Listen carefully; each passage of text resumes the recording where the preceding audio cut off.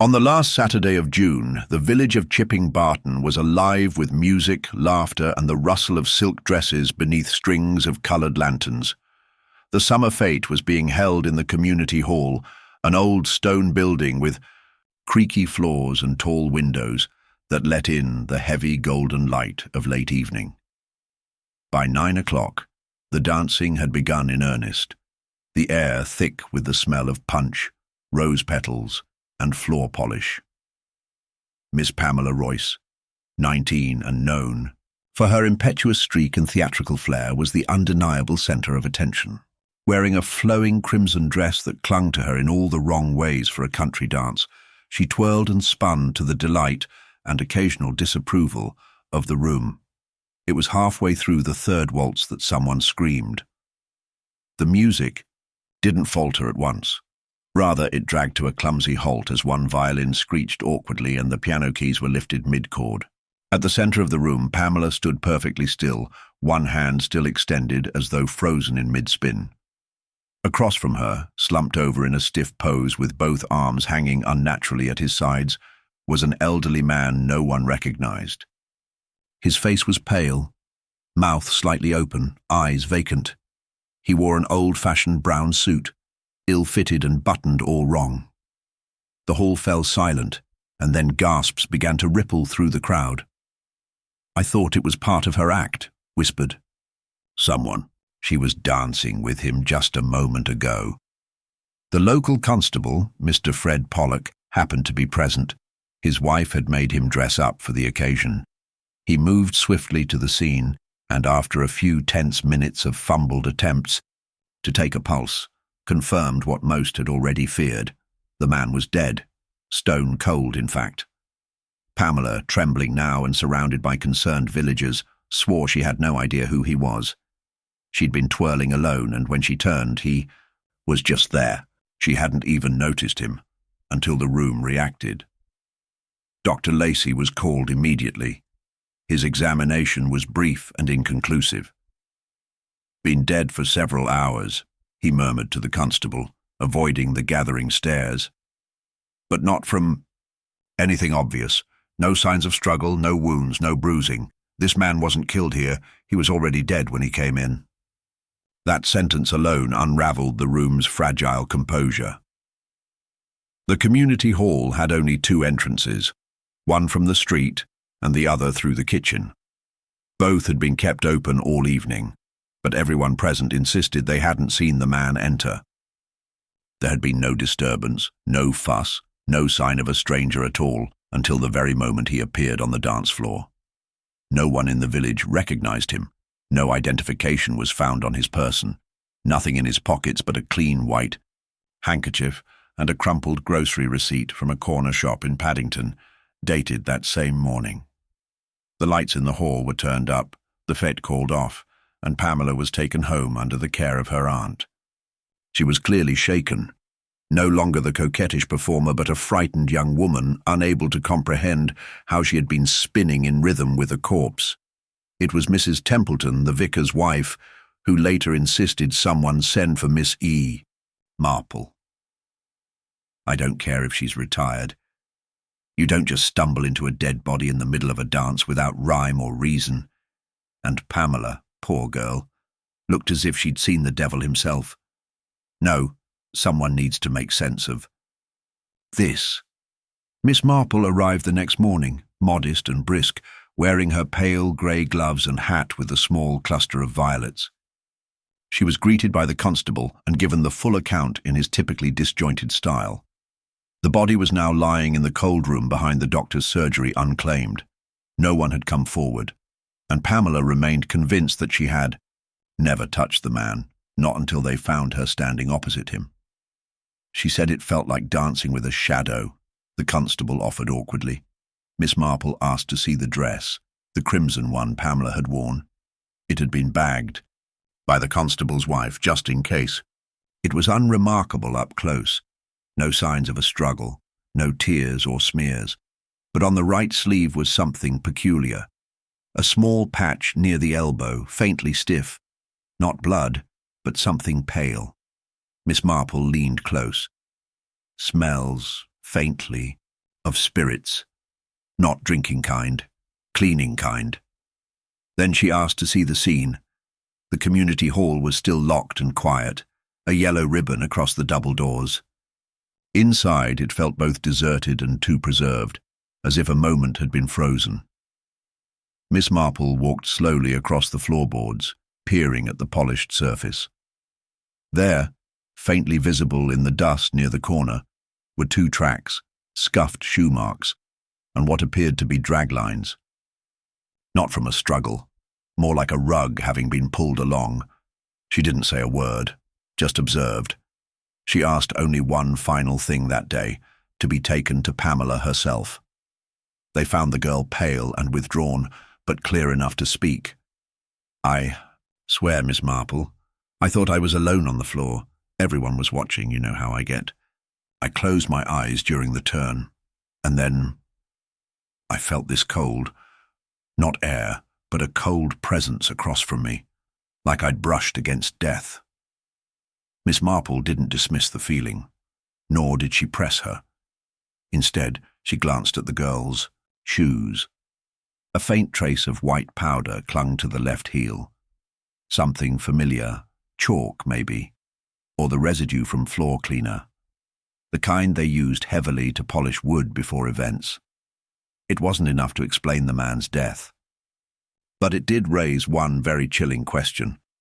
If he'd been dead for hours, who brought him in, and why had they chosen that exact moment to prop him opposite Pamela for all to see? And why was there no trace of that person now? Miss Marple straightened. Her gloves. "I do believe," she said quietly, "someone was meant to see that body before the night was over. But I rather think it was never meant to be Pamela." Miss Marple returned to the community hall that afternoon with a quiet determination masked by her unassuming manner. Constable Pollock, who had grown accustomed to the limitations of official procedure, allowed her to move freely, though not without some visible hesitation. "We've had a few inquiries about the body, but no matches yet. Still no idea who the old man is," he said, fiddling with his notebook near the door. She nodded politely, eyes already sweeping the room again. She walked the hall slowly, as though retracing someone else's steps. The drag marks she'd noticed earlier were fainter now, likely smudged by villagers returning to collect forgotten shawls or cake tins, but still faintly visible. She followed them to the far corner near the storeroom, where old props from last year's pantomime leaned stacked behind a curtain. The tracks ended abruptly. Curious, Miss Marple stepped behind the curtain and examined the space. A folded tartan rug rested against the wall, thicker than the usual decoration, its pattern oddly faded in one patch. She stooped slightly and ran her gloved hand along the edge. There, fibers bent at the wrong angle, and the faintest trace of chalky residue similar to what she had seen on Pamela's shoe. It seemed the body had been rolled or carried inside, likely on this rug. Yet not a single soul claimed to have seen it.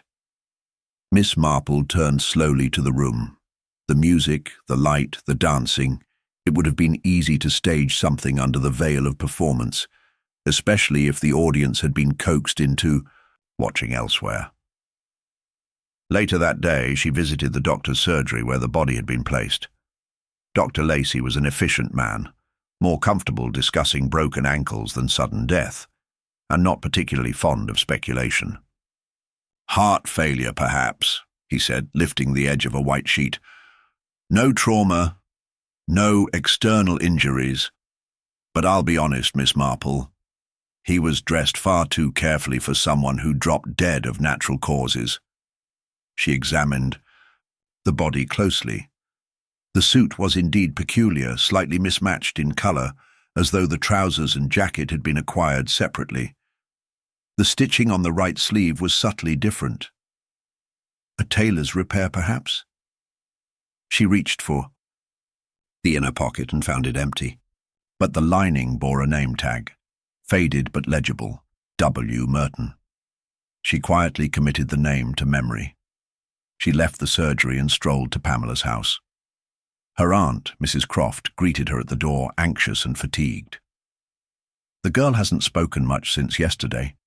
We've had the rector come, thinking perhaps it was something spiritual. Poor child keeps repeating that she saw something in the man's face, something familiar, but wrong." Miss Marple entered the drawing room where Pamela sat by the window, her face turned away from the garden.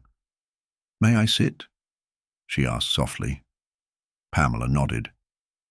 "Did you remember anything else?" the older woman asked after a moment of silence. Pamela didn't answer at once. Then, in a hesitant voice, "It wasn't his face that frightened me. It was his hands.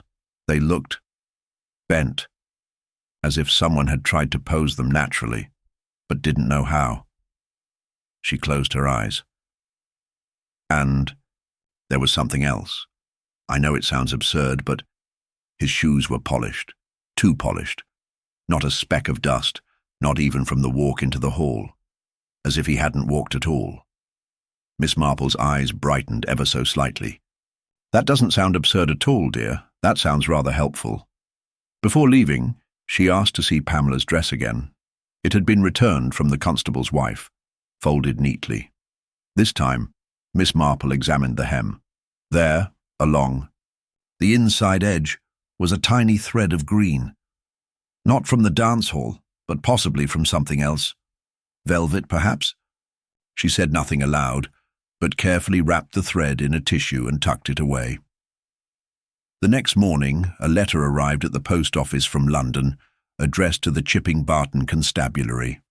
A missing persons inquiry, sent by a niece, looking for her uncle, one Walter Merton, who had failed to return from a visit to a rural friend the week prior. She enclosed a photograph. Miss Marple viewed it before the constable even opened his mail. It was indeed the same man, though younger in the photo. The sharp features and watchful eyes were unmistakable. According to the letter, he had no known ailments and had been expected back in London 3 days ago. At the village tea room, Miss Marple sat with a cup of lukewarm Darjeeling and considered the facts. The body had been placed in the centre of a room filled with people, yet no one saw it arrive. The girl had been dancing alone, and yet found herself facing a corpse. The man's clothing had been altered and assembled, and his shoes betrayed, no sign of walking. And someone had taken great care to ensure he would be found in that exact spot, at that exact moment. She thought again of the girl's odd remark, that the corpse's hands looked posed. And Pamela's faint recognition, the green velvet thread, the rug, the scent of floor cleaner, all separate pieces yet not entirely disconnected. It was later that afternoon, while returning from the vicarage, that Miss Marple passed the community notice board. Her eye caught something small, almost obscured beneath a dog-walking flyer, a torn half of a dance card. From the fête. Written in pencil on the edge, barely legible, pas de deux, Pamela, 9 March p.m. It was not Pamela's handwriting. Misty. Marple folded the slip and placed it carefully into her handbag. Someone had planned to place her at that exact moment on the floor. Someone who had written her name into a pair. Not just any dance. A pas de deux. A dance for two. But one partner was never meant to be alive. Miss Marple held the half-dance card. Between her fingers, its weight negligible, but its meaning heavy with implication. Someone had written Pamela's name beside a pas de deux, the only formal pair dance scheduled that night. A performance, not a social dance. Pamela herself had said she hadn't signed up for any paired routine. So who had? Who wanted her on the floor at that moment, and why had they chosen to pair her, without her knowledge, with a corpse? She walked straight to the constable's office, where Fred Pollock was still buried in forms related to the unidentified body. "I need to see the fates planning list," she said without preamble. "Specifically, the program for the evening. Dance timings, performer sign-ups, anything submitted in writing." Constable Pollock blinked, but handed her the documents, without protest. Miss Marple combed through the sheets, noting the names. Pamela Royce appeared twice, once under general attendees, once scribbled hastily in pencil beside a 9 moon pas de deux. The second entry looked different from the others, both in pressure and slope. She compared it to other samples from the same sheet. The writing resembled that of Madeleine Cray, the mayor's daughter, who had organized most of the evening and written up most of the list. Miss Marple asked to speak with Madeleine immediately. They found her tending the floral beds behind the village library, her gloved hands stained with compost. She stood quickly when approached, brushing off her skirt and smiling too broadly. "Oh, Miss Marple, how dreadful about what happened at the fete. I've hardly been able to think of anything else. Poor Pamela. And the body. Just appearing. Like that. I mean, it's ghastly, isn't it?" Miss Marple offered a nod, her voice polite. "You managed the event very efficiently. I was curious about the pas de deux entry. Pamela's name appears, but she insists she never signed up. Madeleine blinked, didn't she? Oh, maybe she told me verbally. Everything was so rushed that day. People kept changing things last minute. I might have jotted it down just to keep track. May I ask who the other partner was meant to be?" Madeleine hesitated, then gave a light laugh. "Well, no one actually. It got scratched off the list, I think. Pamela said she'd rather improvise. You know how she is." Miss Marple smiled gently. "I do. Though it seems odd that a girl improvising alone would be paired by name on a formal program." Madeleine's smile faltered just slightly, a flicker too fast to fully hide. "It was just for fun, really. No one followed that list rigidly." "I see. Thank you, dear. You've been most helpful." Later that day, Miss Marple visited Pamela again. The girl looked marginally better, her complexion returning to its natural glow, but her hands still trembled when she recounted the moment on the dance floor. "Madeleine said you'd asked to be added to the pas de deux. Is that true?" Pamela sat up straighter. "No, absolutely not. I was going to perform a solo, a waltz interpretation. I told her that. I told her I didn't want a partner. She laughed and said something like, 'You'll thank me later for the surprise.' I thought she meant a lighting effect or something. Not that." Miss Marple gave her a warm nod, then turned her attention to someone whose role had been overlooked. Thomas Briggs, the hall's janitor. He had been responsible for setting up chairs, cleaning the floor, and managing the lighting during the event. She found him smoking behind the grocer's, a man with the weary look of someone who knew far more than he was willing to share. He greeted her with a polite nod. "Terrible business, ma'am. Never seen anything like it. Thought the girl had gone mad at first, dancing with nobody. You cleaned the hall before the fete, I believe?" "Yes, 2 hours before. Polished the floor proper. I even locked the storeroom when I finished, where we keep the props. Didn't want kids messing about." "Locked it?" she asked lightly. "But it was open after the incident." He frowned. "Must have been unlocked later. I left the key on the hook in the back office. Anyone could have taken it." Miss Marple asked if he'd seen anyone near the room. He paused, then shrugged. "A lot of people came through, ma'am. But I did see that solicitor fellow, Evan Lowry. He went into the back for some reason just after 7. Said he was looking for more cups. Bit odd, since the kitchen had plenty." Miss Marple thanked him, then walked the short distance to Mr. Lowry's office. Evan Lowry, a thin, angular man with a narrow moustache and a tidy waistcoat, opened the door with the expression of someone already tired of being asked questions. "Miss Marple, is it?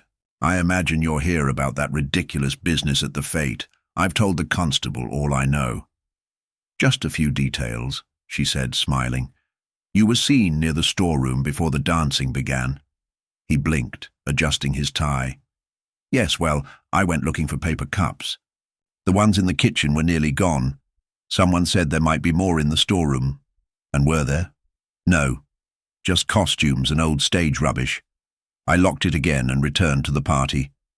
"Did you notice anything out of place?" "Nothing useful. Look, I'm not sure why I'm being questioned like this. I barely know Pamela, and I certainly didn't recognize the dead man. Miss Marple tilted her head. Curious that you mention her. I hadn't brought up her name. His jaw tightened a fraction. It was her dance, wasn't it? The whole thing revolved around her. Of course she comes to mind. Of course, Miss Marple replied softly. By the time she returned home, the pattern had begun to emerge, not yet fully visible, but outlined faintly in the lies and truths being told. Madeline had inserted Pamela's name on the card without permission. Pamela had been led to believe she was performing alone.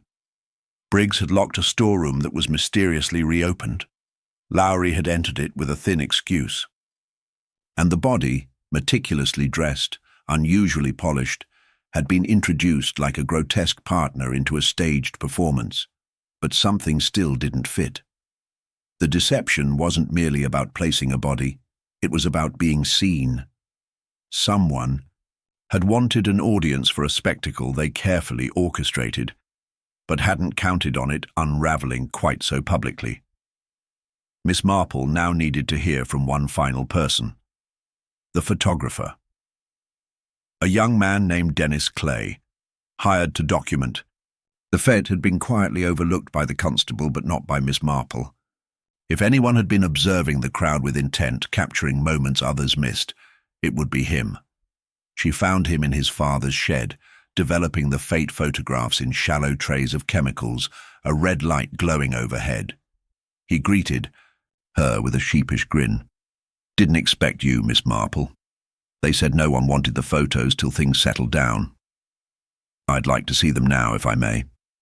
He obliged, laying out a series of prints across the table.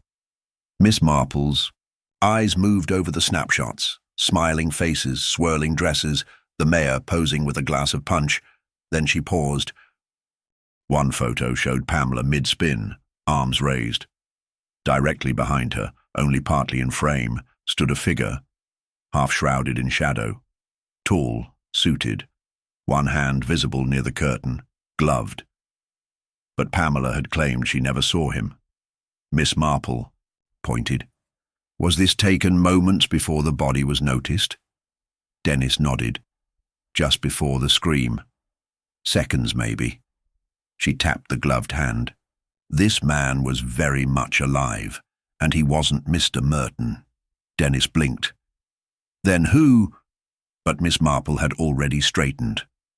The game had shifted. The corpse hadn't been placed by a hidden hand.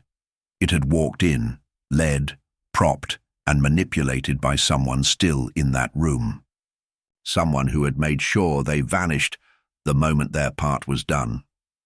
Miss Marple left the Clay boys' shed with the photograph carefully folded into her handbag, the image of the gloved hand behind Pamela now etched into her mind. It was not Walter Merton's. The fingers were too long, the wrist too narrow, the sleeve sharply creased in a modern cut that clashed with Merton's outdated jacket. The corpse hadn't just been placed, it had been presented, walked in by someone who vanished before the scream. But to what end? To shock? To accuse? Or to cover something else? She returned home to think, laying out her notes on the small writing desk by the front window. 4 names stood at the centre of the mess. Madeline Cray, who had altered the programme and insisted Pamela perform.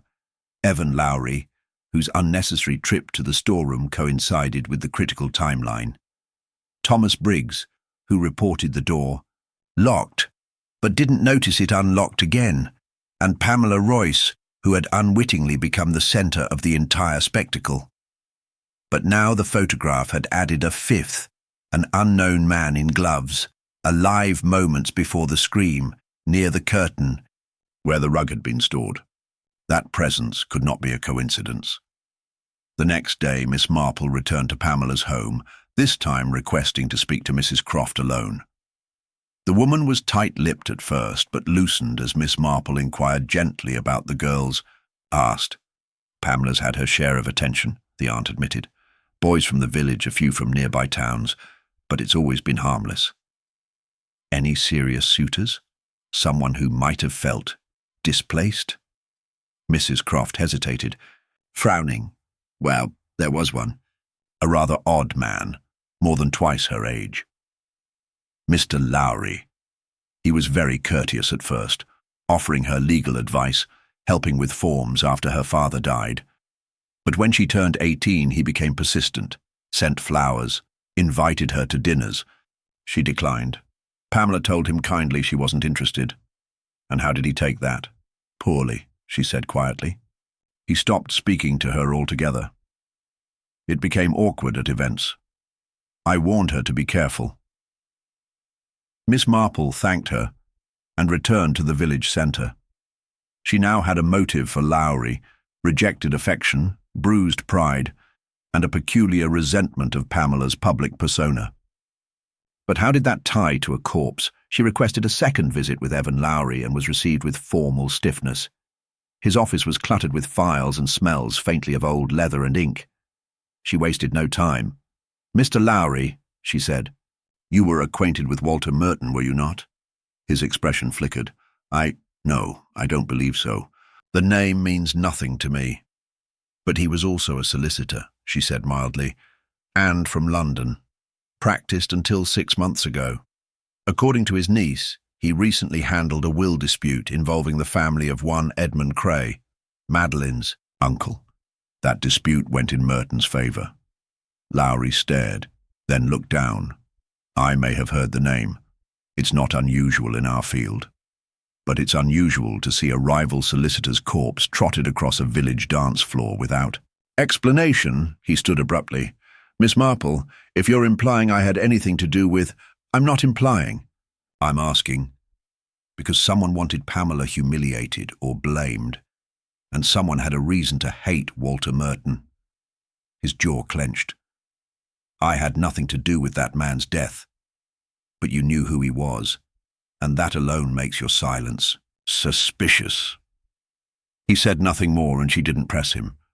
But the air had shifted. She had confirmed what she needed. Lowry had recognized the corpse.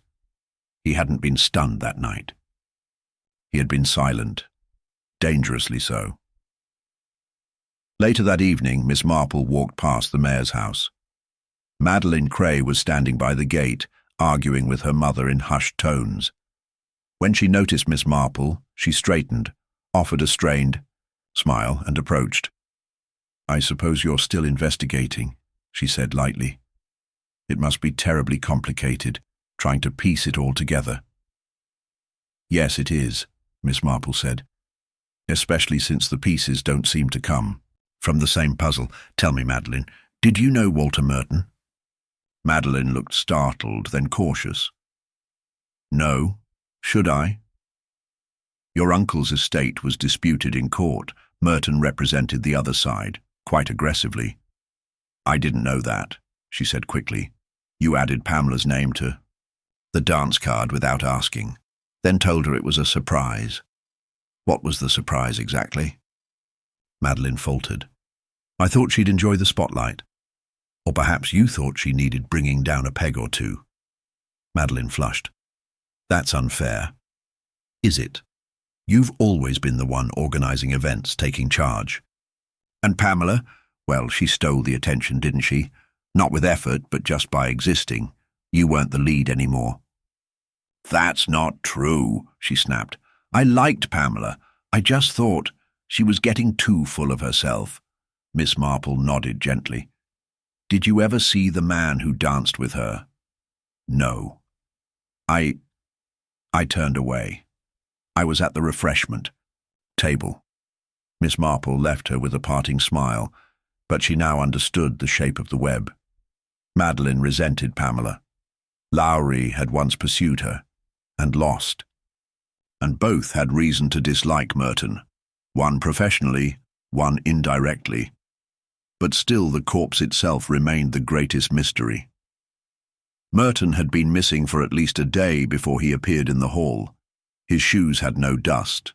His clothing had been adjusted. He had been posed, transported, and led, likely by someone who knew exactly how to move a dead body undetected. Miss Marple's next visit was to Dr. Lacey, asking to review the autopsy again. He frowned, skeptical. There was no cause of death I could determine without more advanced tools. But rigor mortis had it passed. Oddly, he said, the body was malleable but cold, which means the stiffness had come and gone. That sets time of death between 8 and 12 hours earlier, but it's difficult to be precise. Would you say, she asked carefully, that it's possible he died before being moved? Certainly. Then someone stored him somewhere cold to preserve the illusion. Dr. Lacey blinked. You think he was refrigerated? No, said Miss Marple, rising slowly. I think he was staged, and whoever moved him wasn't working alone. They needed to know exactly when the dance would occur. They needed help distracting the crowd. And they needed somewhere to keep a body unnoticed, yet nearby. She left the surgery, her mind now connecting the threads with sharp clarity. Lowry knew Merton and had reason to wish him harm. Madeline arranged the performance and timing. Pamela was chosen not for guilt, but for spectacle, and the corpse had been hidden, likely in the very hall, then brought out at the perfect moment, guided by a gloved figure now absent from every witness statement. Miss Marple didn't have the final piece yet, but she was closing in on the one person no one had bothered to suspect, the one whose job, ironically, was to keep everything clean and unnoticed. By the following morning, the village was buzzing with fresh rumours. Word had spread that a break in the case had occurred. A pocket watch, engraved with the initials WM, had been discovered in the storeroom behind the community hall, wedged beneath a loose floorboard, apparently missed during the initial sweep. It was Constable Pollock who delivered the update. To Miss Marple, his voice triumphant, but slightly breathless. Matches the dead man, right? Walter Merton. But that's not the part. You'll want to hear this. We found fingerprints on the watch, not the dead man's, someone else's. Miss Marple listened carefully, her teacup suspended mid-air. Thomas Briggs, he said, eyes gleaming. The janitor. His prints were all over it. Said he'd never seen it before. But we checked again. He had access to the room. No alibi. No reason to be handling anything personal from a dead man. I've informed the chief inspector in Barchester. We'll be transporting Briggs to the city by nightfall. She set the cup down slowly. And did anyone verify how long the watch had been under the floorboard? Well, no, but it looked scuffed and dirty, just as you'd expect if it had fallen and slid under during a struggle. Miss Marple smiled faintly, the sort of smile one gives a clever child too eager to prove his trick. Except there was no struggle, Fred. The body was clean, the floor pristine, and no one reported any commotion in that room. Doesn't that strike you as odd? Pollock hesitated. But the fingerprints— Ah, yes, she interrupted softly. The fingerprints. On an item that nobody saw, hidden where only someone familiar with the room would know to place it. And just days after a public investigation begins to lose traction. His mouth opened, then closed. She patted his arm.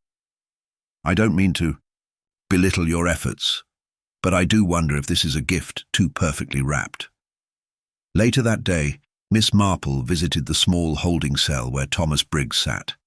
He looked more puzzled than frightened, picking at the frayed cuff of his jacket.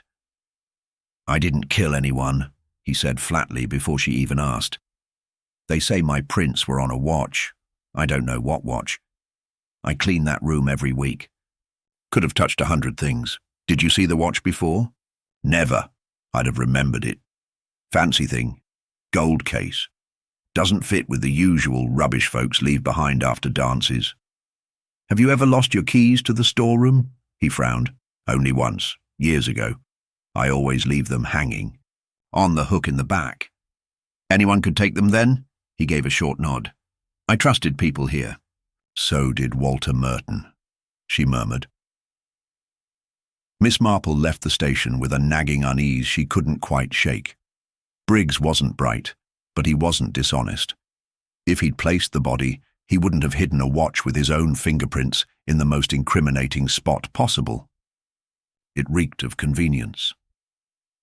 Back home, she laid the photograph Dennis Clay had developed beside her notes again. That gloved hand, the creased sleeve, the half-body emerging from behind the curtain.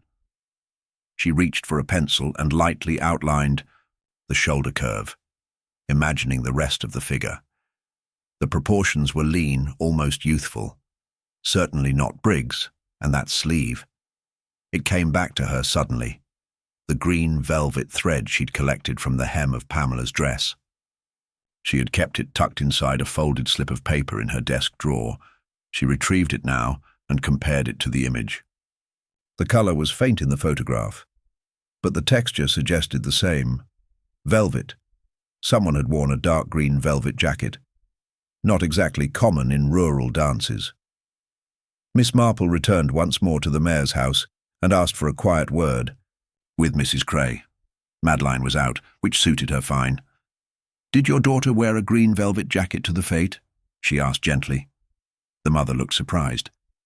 "No, she wore that silk lavender number, her favourite. Did she lend it to anyone?" "I doubt it. She's quite protective of her things." "Did you see Evan Lowry that night?" "Yes, he came early, wore a dark green suit. Odd choice, but he always dresses as if he's attending court." Miss Marple thanked her and walked directly to the Clay household. Dennis was in the yard, hanging film strips to dry. "Dennis," she asked softly, "are there any other photographs you took around 9 o'clock? From the angle opposite the curtain?" He nodded and retrieved a strip. Didn't develop all of them. Some were blurry, bad exposure, but here, this one. The image was dark, but with her magnifying glass, Miss Marple made out two things clearly. One, a man's figure behind the curtain, visible in a gap. And two, a faint reflection in the community hall's polished floor. The reflection showed more than the figure's outline. It showed the man leading the corpse by the hand, or rather, pulling it. The grip was firm at the wrist, dragging the dead weight forward as Pamela turned unaware. Not pushing from behind, not guiding with dignity, but hauling the figure toward the center. Only someone who had rehearsed the moment could have timed it with such precision, and only someone with prior knowledge of Merton's death could have orchestrated the misdirection. With the dance Evan Lowry, the green velvet sleeve, the motive of revenge, both personal and professional, and now the deliberate framing of the janitor, all pointed squarely toward him.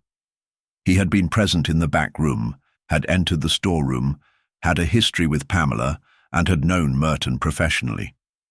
More importantly, he was methodical, calculated. He had staged the moment not as a crime of passion, but a theatrical reveal, with Pamela as the unwitting marionette. Miss Marple returned to the constable's office, but was stopped outside by none other than Madeline Cray, flushed and out of breath. "You're not seriously thinking Briggs did this?" she blurted. "It's ridiculous."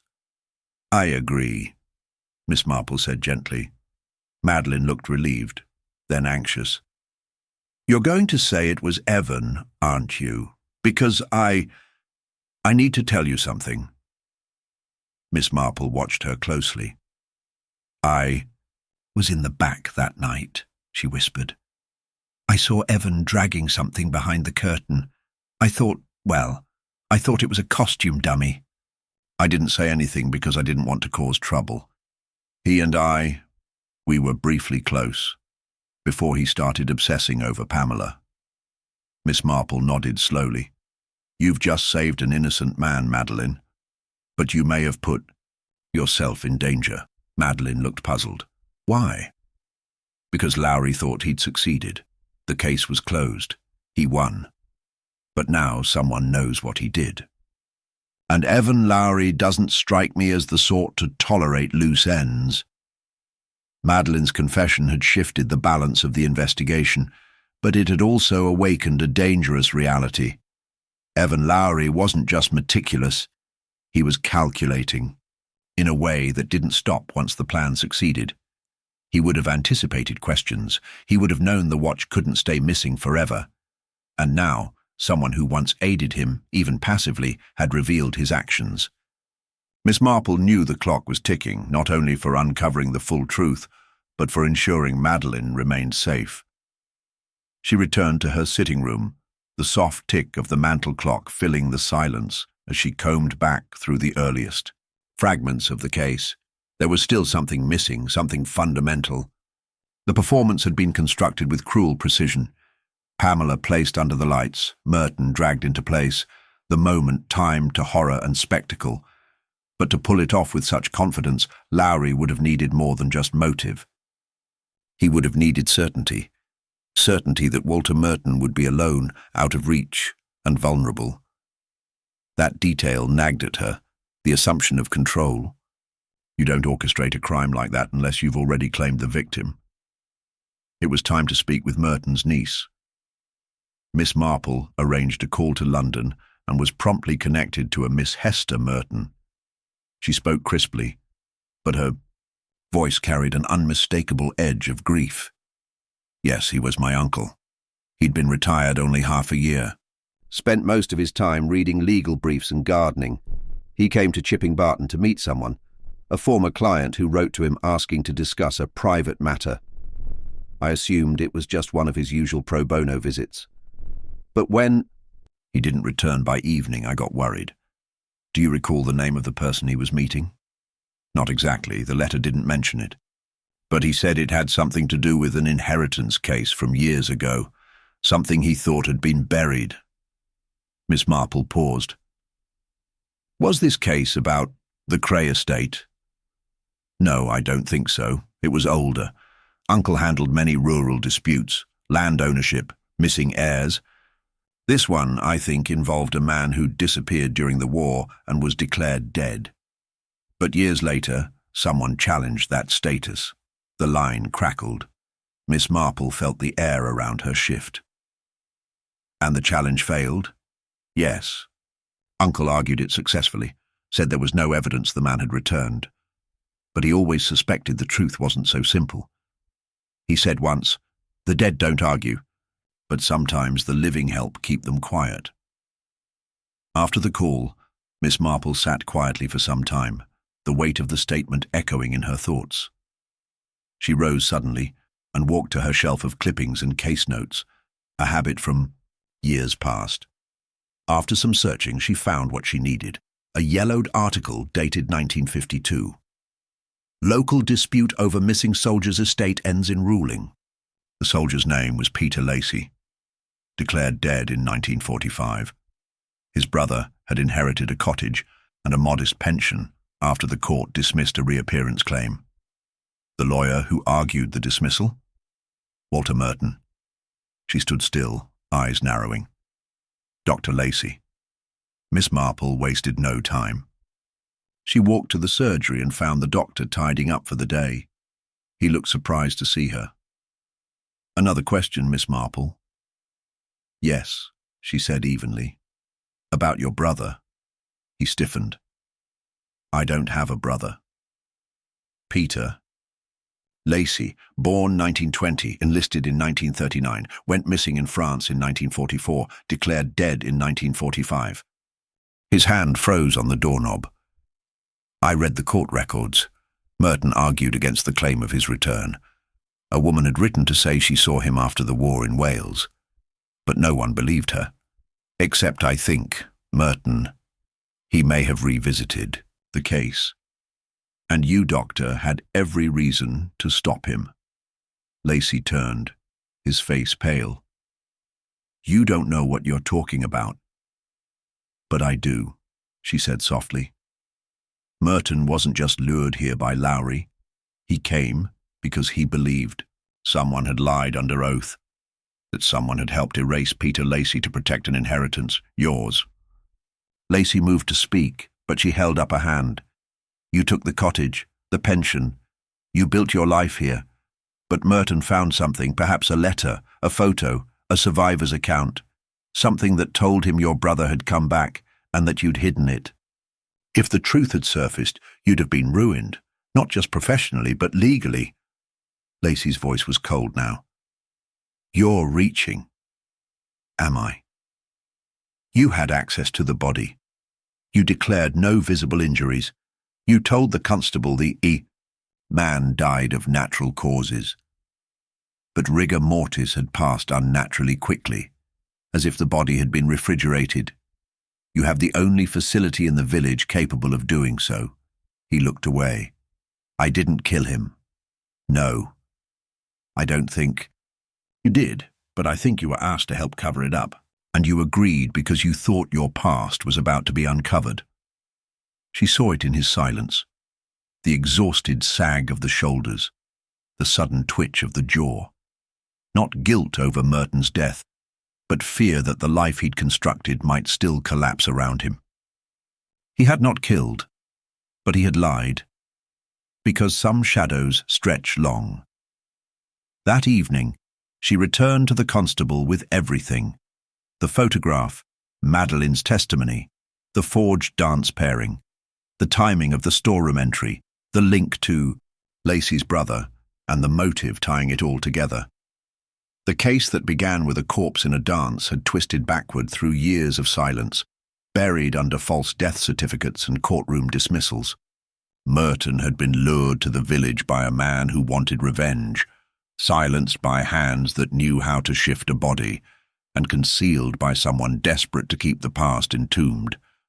But even the cleverest of men overlook one truth. The past, once disturbed, has a way of demanding breath. By the next morning, the village of Chipping Barton had resumed its quiet rhythm, but only on the surface. Beneath the calm, unease clung to the air like damp fog. The fete had ended, but its echo lingered, in whispers behind bakery counters, in sidelong glances at the post office, and most of all, in the wary silence among the suspects still walking freely. Miss Marple had already laid out the core of the truth, but something vital was missing. Motives were clear, opportunities plausible, even the chain of concealment was taking shape. But the act itself, the precise sequence that ended with Walter Merton dead and dancing on the hall floor, was still shrouded in careful silence. She needed to provoke movement. Not a confession, these people were far too cautious for that, but an unguarded slip, a human crack in the varnish of control. And so she turned, not to evidence, but to theatre. By noon she had called on Madeline Cray with a peculiar request.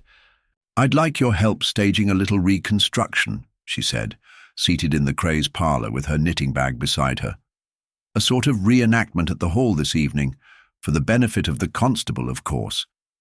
Madeline hesitated, uncertain. "Why me?" "Because you know the lighting cues, the performance order, and because, if I'm not mistaken, you've had a hand in this show before. Best to have someone familiar with the stage." Madeline paled, but nodded. "What would you like me to do?" "Exactly what you did that night. Help me recreate the moment of the pas de deux. With Pamela, if she agrees. And one other."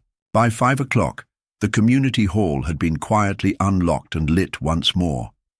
Pamela arrived, hesitant but curious, dressed in a simple skirt and blouse, rather than her crimson gown. She said little, but nodded when Miss Marple explained. "The request, it's not a performance," the older woman assured her. "It's a test of memory and of instinct."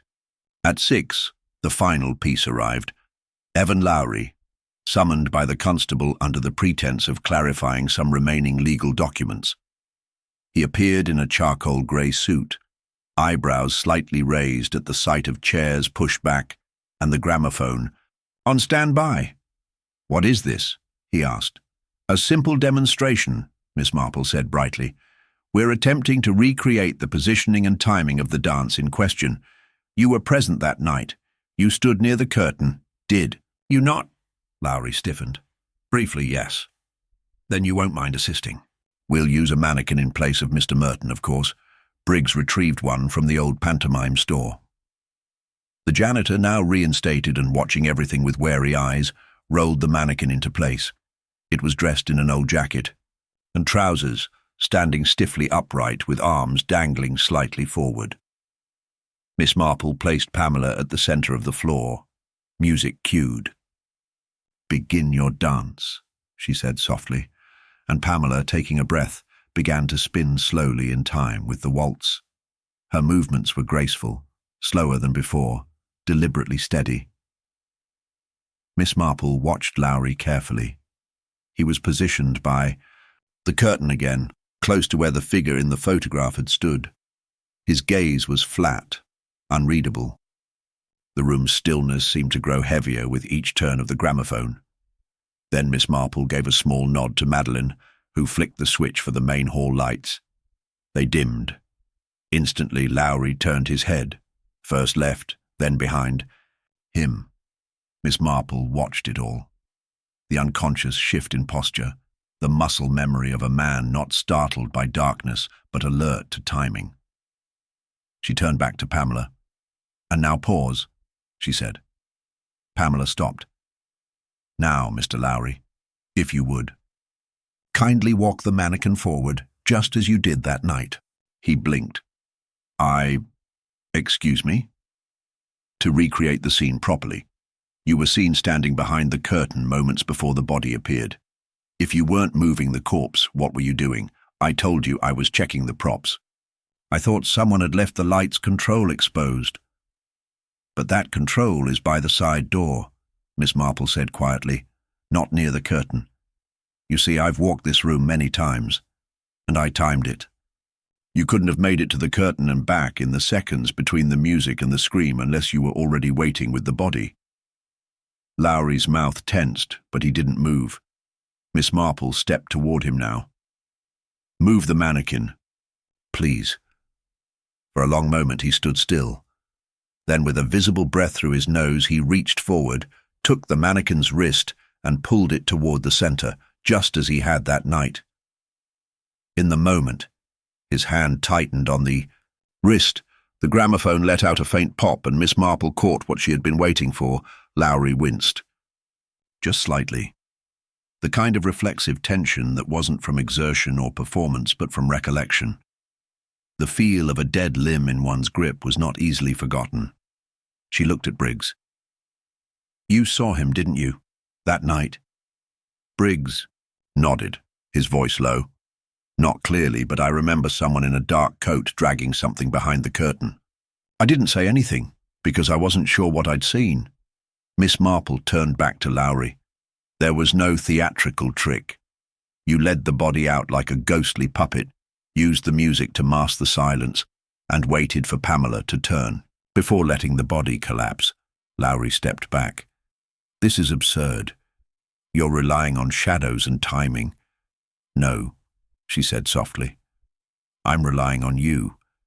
Your precision, your control, and the one thing you couldn't resist repeating, just now, pulling the wrist the way you did then.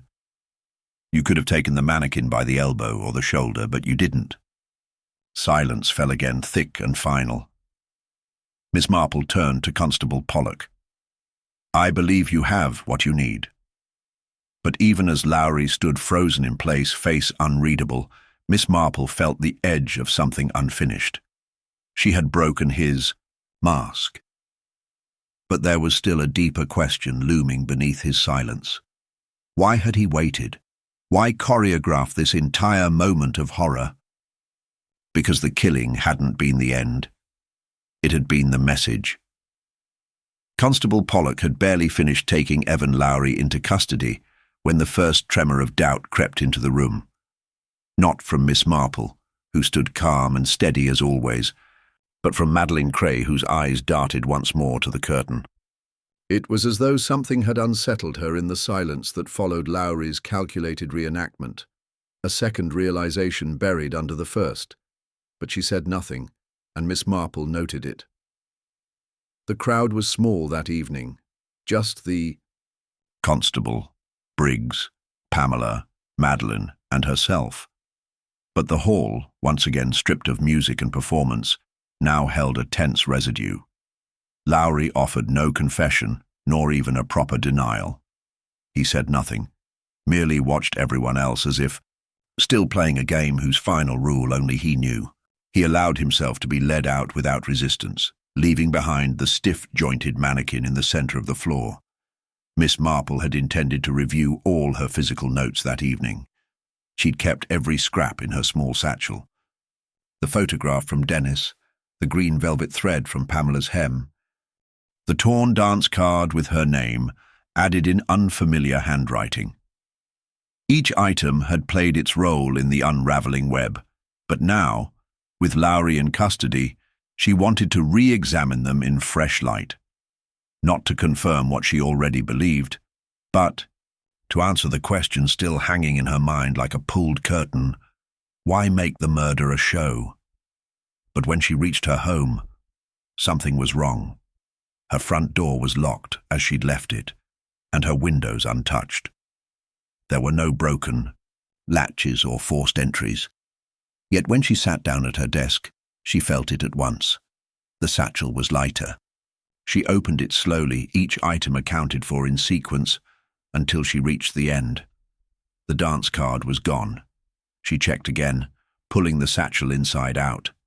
Nothing, just the photograph and the velvet thread, now folded into a corner of paper, and a small note to herself about the timing of the lights. The dance card had been the key to Madeline's link. The forged entry of Pamela's name, penciled by someone who had wanted her on the floor at precisely 9 o'clock. Without it, Madeline's motive, her role in orchestrating the humiliation, no longer had tangible proof. Worse still, the handwriting comparison Miss Marple had prepared to demonstrate that Madeline had written the forged pairing was missing too. She had kept both items together. She did not believe in coincidence, and she certainly did not believe in accidents. Someone had come into her home and taken only the item that would undermine the larger structure of the case. That meant two things. Someone besides Lowry was still moving pieces, and someone wanted Madeline protected or silenced. The next morning, she went directly to Constable Pollock. His reaction was predictable. "You're saying someone broke into your home and stole just one scrap of paper?" "Yes," she said calmly, "but they didn't break in. They had a key." Pollock frowned. "Who has access to your home?" "I gave a copy of my back door key to Mrs. Templeton some months. I go in case of emergencies. She returns it when I travel, but otherwise keeps it for when I'm out. We'll question her. You'll find she returned it last week, and it never left the hook in my kitchen. But she mentioned last Sunday that Madeline Cray had visited her that afternoon while she was gardening. The kitchen was left unattended for nearly 10 minutes. Pollock rubbed his temple. "Are you saying Madeline stole your key, entered your home, took the card, and returned the key, all without being seen?" "I'm saying someone did," Miss Marple said gently, "and she's the only one with motive and timing." Reluctantly, Pollock agreed to speak with Madeline again. But by the time they reached the Cray house, the front door stood ajar. The living room window had been smashed inward, glass scattered across the carpet. Furniture was overturned, books scattered, and a brass lamp lay on the floor beside a splintered table leg. Madeline Cray was gone. No note, no signs of blood, no neighbors who had seen anything unusual. Only the shattered remains of a quiet home and the echo of hurried departure. Her mother had been out visiting a cousin in the next village and returned just after the police arrived. Miss Marple scanned the scene carefully, noting the lack of disruption in the kitchen and hallway. The ransacking was deliberate. No random thief would have ignored the silver-framed jewelry box in plain view. This was not a burglary. This was concealment. Stagecraft, again. By afternoon, speculation buzzed through the village. Madeline had fled. Some believed she'd cracked under the pressure of the fate scandal. Others insisted she had confessed something to Lowry and feared being implicated. But Miss Marple didn't believe Madeline had run, not of her own accord.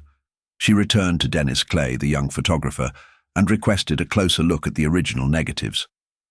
"It's not the image I need to study," she told him, "but what was just outside the frame." He hesitated. I didn't crop them, just shot what was in front of me. But your camera, she said, was it on a tripod? Yes. Then whatever was to your left or right wouldn't have shifted unless you turned it. He frowned, flipping through the contact sheets. One near the end caught her attention, the reflection in the polished floor again, but now a foot, just one, near the curtain hem, polished, feminine, wearing a small heel, not Pamela's dance shoes, something narrower, sharper, unmistakably formal. She asked Dennis for a magnifying glass. She studied the heel, the curve of the toe, the reflection. Have you ever seen Madeline wear shoes like these? He thought for a moment. Actually, yes, that night. I remember, because they squeaked slightly on the hall floor. I helped with the sound setup, and I heard her pacing near the curtain before the performance started. So she had been at the curtain, before the lights, before Pamela turned, not at the refreshment table as she claimed, not behind the scenes, right where the corpse would be dragged, just behind the veil. Miss Marple thanked him, already sure now that Lowry hadn't acted alone. He might have had the motive, but someone else wanted control. Someone who had orchestrated the social tempo of the night and decided exactly who would be standing in the spotlight, but that someone was no longer in the village. Madeline Cray had vanished, and with her, the only piece of evidence that definitively tied her to the manipulation of the performance, the forged dance card. And now Miss Marple had to wonder, had Madeline taken it herself in fear? Or had someone removed her before she could speak again because the message hadn't been about humiliation? It had been a warning. And someone still didn't want the audience to know who had written the script. The following day began with uneasy calm, the village trying once again to resume its ordinary rhythm, but the air had shifted. Madeline Cray's disappearance lingered like fog over the rooftops of Chipping Barton. No word, no note, no trail. And despite Constable Pollock's increased patrols and stern reassurance to the parish council, no real progress. Miss Marple knew better than to believe she had simply fled. Madeline had been many things, ambitious, calculating, perhaps even cruel, but not a coward. Not the type to vanish unless someone had compelled her to, or silenced her. The most troubling question was who. Lowry was in custody and under constant watch. Dr. Lacey had pulled away from the edges of the conspiracy, afraid rather than dangerous. And Briggs had been cleared, which meant that someone else still walked the village unseen, undetected, and now emboldened. Someone who had orchestrated Merton's display, removed the dance card, and eliminated the one person who could tie all the threads together by mid-afternoon. Miss Marple sat in the vicarage garden, her eyes closed against the sun as she pieced together the fragments yet again. The answer was not in the logic, it was in the timing. Everything about the case had been built around control. The control of a narrative, of attention, of appearances, Pamela's humiliation, Lowry's precision, Madeline's choreographed involvement, the body made into a grotesque partner. And now, another sudden absence. But the story wasn't finished. Her thought was interrupted by Dennis Clay sprinting across the lawn, his face pale, breath ragged. "Miss Marple, you'd better come to the hall. Now." She stood at once, alarm rising, and followed him in silence through the narrow lanes until the grey stone building loomed ahead. The doors were closed but not locked. Dennis led her inside and pointed toward the front stage. "I came to collect some cables," he said breathlessly. "Thought it might help clear my head. But then I found that." On the edge of the stage, partially hidden behind the curtain, a shoe lay discarded. A woman's shoe, green velvet. Miss Marple stepped closer and crouched, examining it without touching. The heel was snapped, the arch slightly stained, mud perhaps, or something worse. Dennis hovered nearby, clearly unsettled. "It's hers, isn't it?" he said. "Madeline's?" "Yes," Miss Marple said quietly. "Or at least it was." She stood slowly, her gaze shifting to the curtain. This had been where Merton was dragged, where Lowry waited, where Madeline had been seen lingering. But now the scene had changed again. Another performance was being staged. But this one had no audience, or perhaps one very specific one. She turned to Dennis. "Was the hall locked?" He nodded. "I had to use the side entrance key. Only Briggs and I have copies, far as I know." Then someone wanted this found. The shoe was not dropped in panic. It had been placed, tucked just enough into shadow to require discovery, and just damaged enough to suggest struggle without. Confirming it. A threat, or a message. The police arrived shortly afterward. Pollock's face was tight with frustration. "There's no sign of Madeline in the hall. We checked the lofts, the back rooms, everything. If she was here, she's gone now." Miss Marple listened carefully. "Have you searched the understage compartments?" We looked briefly. Then look again, carefully this time. It took nearly an hour. The compartments were narrow, dusty spaces used to store risers and props, rarely opened since the last pantomime 2 winters ago. But tucked behind a rolled canvas tree backdrop, they found the next sign, a scarf, thin floral silk, torn on one end, spotted faintly with what looked like dried blood. Miss Marple didn't blink. It wasn't just about removing Madeline. It was about taunting her. The scarf was confirmed by her mother as belonging to Madeline. A favourite. Worn. Often.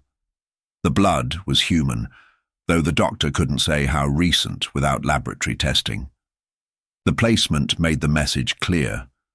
Someone had taken her, harmed her, or made it appear so, and wanted everyone to know she was close. Then, gone, the illusion of safety breached. The hall, once a symbol of celebration, now served as a quiet theatre of dread. That night, Miss Marple couldn't sleep. She turned the events over in her mind, but nothing fit neatly. The original motive, revenge against Merton, no longer seemed sufficient. If Lowry had wanted only that, he wouldn't have involved Madeline or Pamela at all. There was something more, something deeper, not about killing, but about arrangement. The setting, the symmetry, the calculated placement of objects, the dance, the shoe, the scarf. It wasn't about hiding the crime. It was about framing it, like an exhibit. She rose just after midnight and went walking through the narrow streets past shuttered windows and silent hedgerows. Her feet led her to the one place that hadn't changed since the fete, the doctor's surgery. Lacey had closed early and hadn't returned to his clinic. His windows were dark, the gate locked. But something in the garden caught her eye. A mic, flicker of movement, a glint of glass. She stepped closer to the hedge and saw it. A shutter on the back window, slightly ajar. She didn't call for Pollock. She didn't knock. She turned, walked back through the village with brisk determination, and arrived at the constable's office by 1:30. "There's going to be another death," she said simply. Pollock blinked awake. "What are you talking about?" Someone's staging a second act. The shoe was the teaser. The scarf was the overture. The finale hasn't happened yet. Pollock stared. "You think they're going to kill Madeline?" "I think they may, have already tried. But I also think they want someone else to watch. The story isn't just being hidden, it's being performed. And if we don't interrupt it, the final scene will play out before we can stop it."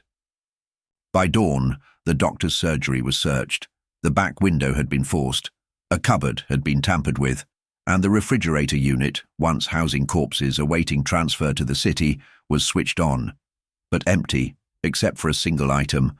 Inside, a stage program from the fete, and on it, in red ink, A single line was underlined, pas de deux, Pamela Royce, 9:30 p.m. Miss Marple exhaled slowly. The murderer wasn't done. He was starting again. The program sat alone on the refrigerator shelf, crisp and cold to the touch, yet untouched by time or decay.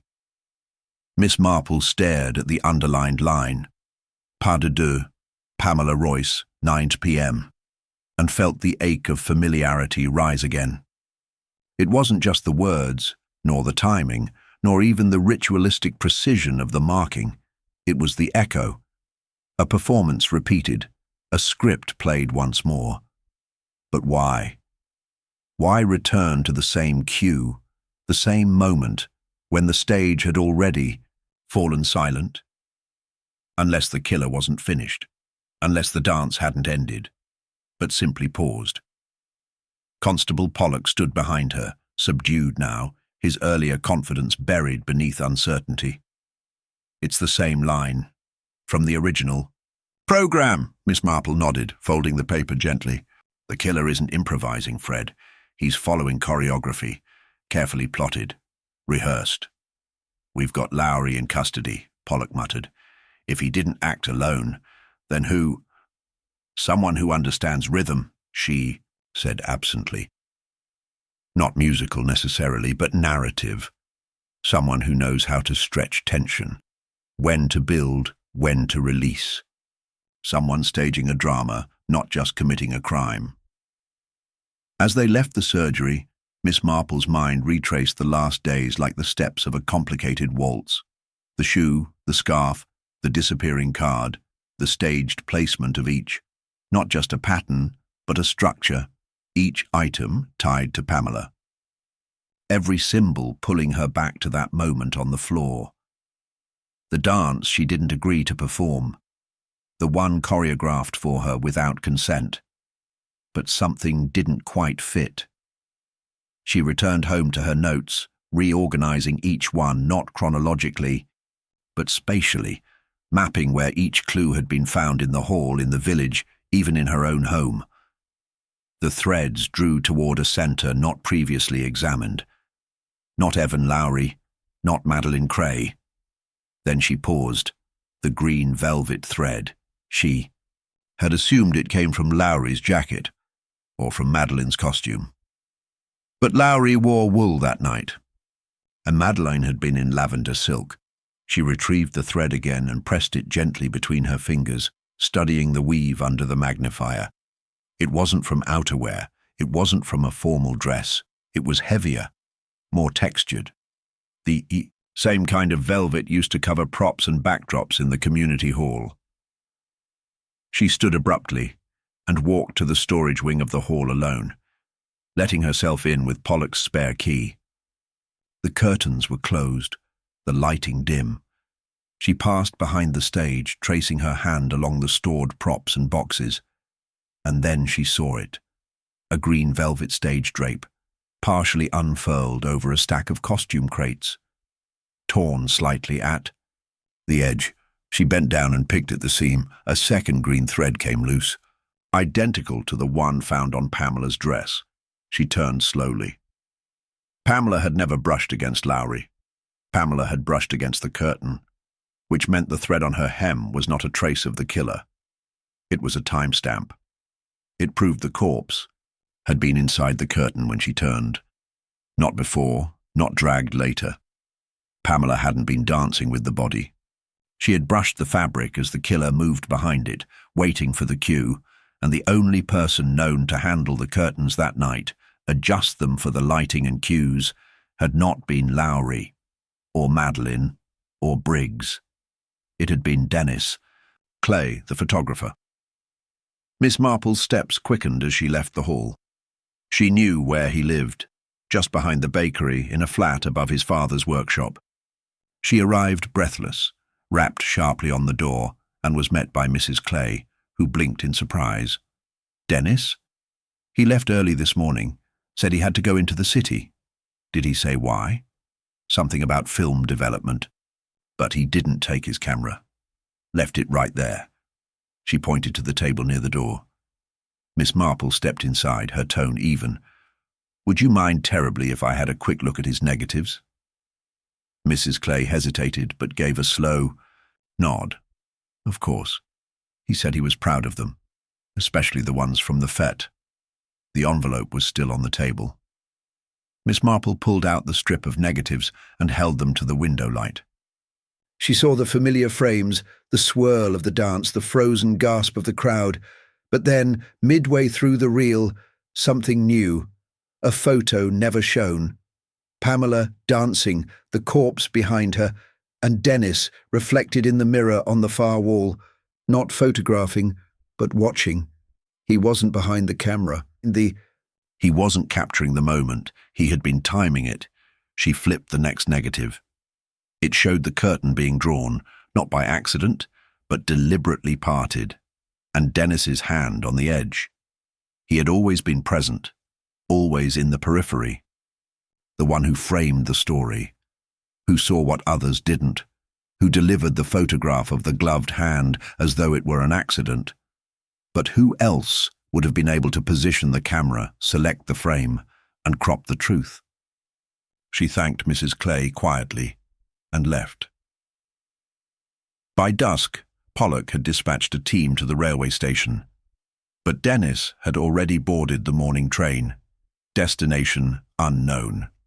The camera left behind, the evidence left buried. Only one undeveloped. Role missing. One final act, it seemed, left to stage.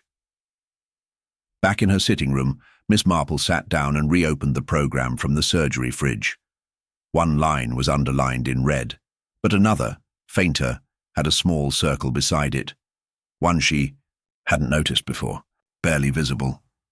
Pencil, not ink. Finale, exit tableau, lights dim, 9:15 p.m. Miss Marple leaned back slowly. The first dance was not the end. It was the opening number. The killer had choreographed a second performance, one where Pamela might not get a second chance to step away from the floor. The village of Chipping Barton had never known the kind of fear that now lingered beneath its hedgerows. Pamela Royce, once the lively spirit of village events, was no longer the girl who danced. She stayed indoors, flinching at sudden noises, her curtains drawn even during the brightest hours of day. Miss Marple had visited her quietly, offering gentle conversation and distraction, but always watching, for signs, for slips, for the shadow she knew still hovered over the girl's head. Because the killer had not finished. The finale was still scheduled. The red ink on the Fates program had made that clear. It had always been a performance. But only now, with the negative strip and the mirrored image of Dennis Clay watching from the edge of the frame, did Miss Marple understand who had written the entire script. Dennis wasn't just the photographer. He was the one who had chosen where the lens pointed, what the village saw, what they didn't. But the question still burned at the heart of it all. Why? Why Merton? Why Pamela? Why the dance? It couldn't just be spectacle. Not even revenge seemed strong enough for such precision, such cold artifice. Miss Marple returned to the Clay household the following morning under the guise of returning a borrowed book. Mrs. Clay answered with her usual polite warmth, though her eyes were tired. "No word from him," she said, shaking her head. "He's never gone off like this before. I'm starting to worry." "May I sit a moment?" Miss Marple asked, and the woman welcomed her in. She glanced around the room again, not for negatives, or photographs this time, but for something else. A clue not in images, but in the edges of a person's life. On the shelf above the mantel were several framed portraits. One caught her attention, a much younger Dennis, standing next to a man in military uniform, not his father. The frame was newer, less dust-covered, and the name etched into the bottom read, "Private William Clay, killed in action, 1945. "I hadn't realized Dennis had a brother," Miss Marple said softly. Mrs. Clay looked up, the warmth leaving her voice. Half-brother, she said. Bill was from his father's first marriage. Died before Dennis could walk. But we kept the photo up. Always thought he'd have made a fine man. Did he serve with Peter Lacey? She hesitated. Yes, he did. Did Dennis know? A long pause, then a slow nod. He found the letters when he was about 15. Couldn't stop asking about the war, about what happened to Bill. He was always different after that. Miss Marple leaned back. It wasn't just grief or legacy, it was fixation. The same war that had erased Peter Lacey had also taken William Clay. But unlike the Lacey case, there was no mystery surrounding William's death, or so it seemed. She asked quietly, "Was William's body ever recovered?" Mrs. Clay's hands tightened on the fabric of her apron. "No, the telegram said missing, presumed dead. But we never had a burial. Dennis used to say he wasn't dead, that he'd come back." Miss Marple's voice lowered. "Like Peter Lacey was said to have done." Mrs. Clay looked at her sharply. "What are you suggesting?" "Not suggesting, just thinking aloud. Merton helped declare Peter Lacey legally dead. His body was never found either, but someone claimed to have seen him after the war.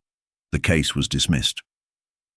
Perhaps rightly so, or perhaps not. But I believe your Dennis thought it was more than a coincidence." She stood, her tone soft, almost kind. "I think Dennis didn't just want justice. He wanted a resurrection." That evening, Miss Marple walked alone to the community hall. The constable had posted 2 officers nearby, but she hadn't told him the full of it yet. She needed quiet, the kind of quiet where patterns could be heard, not spoken. Inside, the hall was unchanged, chairs pushed back, the floor still carrying the faint polish from the fate. She walked slowly to the curtain, reached out and drew it aside. Behind it, propped between the wall and the stacked stage props, sat a single cardboard box. She opened it. Inside were papers, old photographs, clippings, telegrams, legal briefs, and, in the center, folded twice and pinned with a paperclip, a black and white photograph. Peter Lacey and William Clay, standing shoulder to shoulder. The note beneath it read in pencil, "He was alive."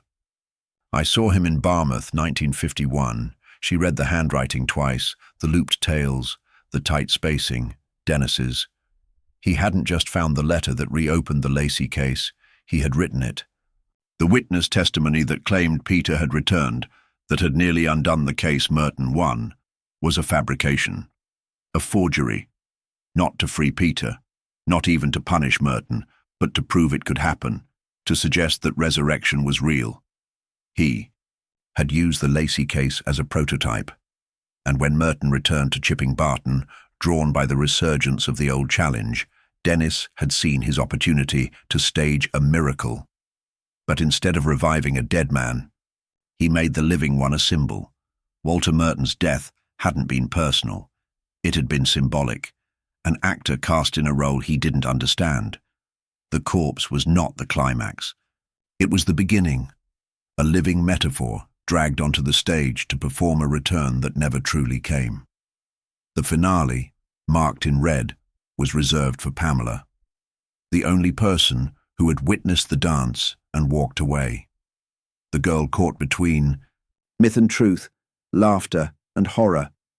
The girl who had become real the moment the fantasy ended. Miss Marple left the hall at once, reaching Pollock's office before dusk. "He's not done," she said simply. "He believes he's constructing a story, a resurrection myth turned tragedy." Pamela was cast as the living, the innocent, the untouched, but in his mind her role is incomplete, and he will not rest until the audience sees her fall. Pollock's face tightened. "Then where is he?" Miss Marple answered without hesitation. "Backstage." They returned to the hall in silence, the sun bleeding over the roof lines. As they entered, she guided him to the curtain, to the stack of props. But the box was gone. Only one thing remained in its place, a second program, this one freshly printed, titled simply Act 2, The Final Dance. And beneath it, a new underlined. Line exit solo, Pamela Royce, 9 p.m. The second program was colder than the first, more mechanical in its design. Miss Marple held it between gloved fingers, while Constable Pollock hovered nearby, his jaw tight, his eyes fixed on the words, as if willing them to change. Exit solo. Pamela Royce, 9 p.m. There was no mistaking the intent now. Dennis Clay hadn't simply vanished. He had gone underground, waiting for the stage to reset itself. The symbolism was meticulous. This wasn't a murder, it was an ending. The kind Dennis believed only he could author. Miss Marple folded the program and handed it silently to Pollock. "Tonight," she said. "He means to complete it tonight." Pollock's voice was low, taut. "She's not leaving her house. I'll have 2 officers with her at all times. That won't stop him. If she doesn't dance, he'll bring the stage to her. That's the performance, the illusion of control. He doesn't need her to move. He needs her to respond. Then, what do? We give him the ending he wants."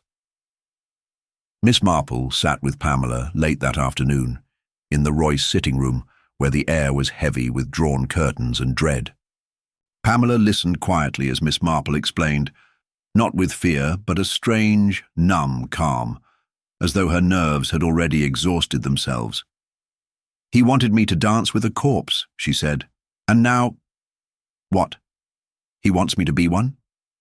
"No," Miss Marple said. "He wants you to stand still, to be the final image in his tableau, a symbol of innocence turned into silence. That's why he chose you. You weren't just part of the first scene. You were the only one who didn't break. You stood when everyone else screamed." Pamela looked away. "So how do I break his story?" Miss Marple touched her hand gently. "By finishing your own, not his." At 8:15, Pamela left her house for the first time in days. She wore the same crimson dress she had worn the night of the fete, altered slightly now to fit more modestly, the hem pinned where it had torn. 2 officers followed at a discreet distance, and Miss Marple walked at her side. The community hall loomed ahead, its windows dark, its doors closed. They stopped just outside the steps. Pamela took a breath and looked at her. "He'll be in there, won't he?" "Yes," Miss Marple said, "and he'll be watching." The doors creaked open on cue. No sound came from within. Only the dark, open mouth of the hall awaited them. Pamela stepped inside first. Miss Marple followed. The officers took up position near the entrance, just far enough back not to be seen. A single spotlight had been rigged in the center of the dance floor, casting a pool of white across the worn wooden boards. Pamela walked into it and turned slowly. Her shadow rose around her, long and thin against the walls. Miss Marple stood just outside the light. "Dennis," she called softly. Silence. Dennis Clay, William Clay's brother, Peter Lacey's shadow, Walter Merton's executioner. "You've been hiding behind props and frames, behind stages, but not tonight. Tonight you take your bow," a voice came from the rafters. Low, steady, too calm. She shouldn't have walked away. Pamela turned sharply, scanning the ceiling. Dennis dropped lightly from the catwalk behind the stage, landing in a crouch, a camera bag still slung across one shoulder. His shirt was stained, his trousers dusty. His hair was longer than it had been days ago. He looked feral, but focused. "She didn't scream," he said. "When she saw him, she didn't even fall, just stood there, like she knew." "Knew what?" Miss Marple said quietly. Dennis's eyes flicked to her. That he wasn't alive. That the story was over. "She didn't know," Miss Marple replied. "None of us did. She was in shock. She was the only one worthy of the ending," he said. "The stillness, the silence. Everyone else was noise." Madeline screamed. Lowry panicked. Lacey lied, but Pamela understood. She was terrified, Miss Marple said, her voice rising. And now you want to make her your finale. Dennis looked at Pamela, but his gaze didn't rest on her face. He was watching the space around her, the shadow, the lighting, the composition. You should have stayed still, he whispered. You shouldn't have moved after the dance. Pamela stepped forward. I didn't move, she said. Not then, but I'm moving now. Dennis flinched, as if the frame had shifted. You want a still image, she said, but I'm not your subject. I never was. You made me a prop in your story. But I'm not yours. Dennis's hand twitched toward his bag. Miss Marple's voice cut sharp. You planned everything down to the minute. Dragged a corpse into a fete. Hid Madeline's body to make it part of your act. Even planted the scarf and shoe. But you left one thing behind. He turned slowly. The missing roll, she said. The one with the truth. The curtain. Your reflection. We developed it. His face twitched. You didn't. We did. And it's already in the inspector's hands. He froze. Your stage, she said. Your illusion, it's cracked. The truth has light, Dennis, and you can't control it anymore. For a second, he looked as if he might run, but then Pamela stepped into the spotlight again. Slowly, defiantly, she began to move. A turn, a pause, a step, then another, not a dance, but a walk toward him. Each step was a defiance of his entire construction, and that was when he broke. Dennis lunged, not toward her but toward the camera bag, reaching for something inside. But the officers were already there, surging from the doorway with speed. He was on the ground before he could lift the lens cap. Pamela stood still, her hands at her sides, breathing, alive. Miss Marple moved toward her, slow and steady. He wrote you into his script, she said. But tonight, you chose the ending. Pamela looked at her, trembling. What happens now? Miss Marple glanced at the bag on the floor, the camera lens still capped, the empty stage behind them. Now, she said gently, the curtain falls. The silence that followed Dennis's arrest was heavy and triumphant, until a single knock at the constable's office shattered the calm of the evening. Miss Marple, still beside Pamela, exchanged a wary glance with Pollock as he opened the door to reveal an unexpected visitor, Dr. Lacey. His normally impassive face now betrayed a tension that was almost palpable. I'm sorry to intrude, he said, voice low, but there's something you all need to see. Inside, away from the lingering eyes of officers and the uneasy hush of the hall, Dr. Lacey presented a small leather envelope stained with a dark smear of ink. This, he explained shakily, was found tucked inside the back cover of a book in the village library's archives. It's dated back to 1948 and mentions something that, I believe, connects all of this. Miss Marple's eyes narrowed as she carefully opened the envelope. Inside lay a handwritten letter, yellowed with age, signed simply C.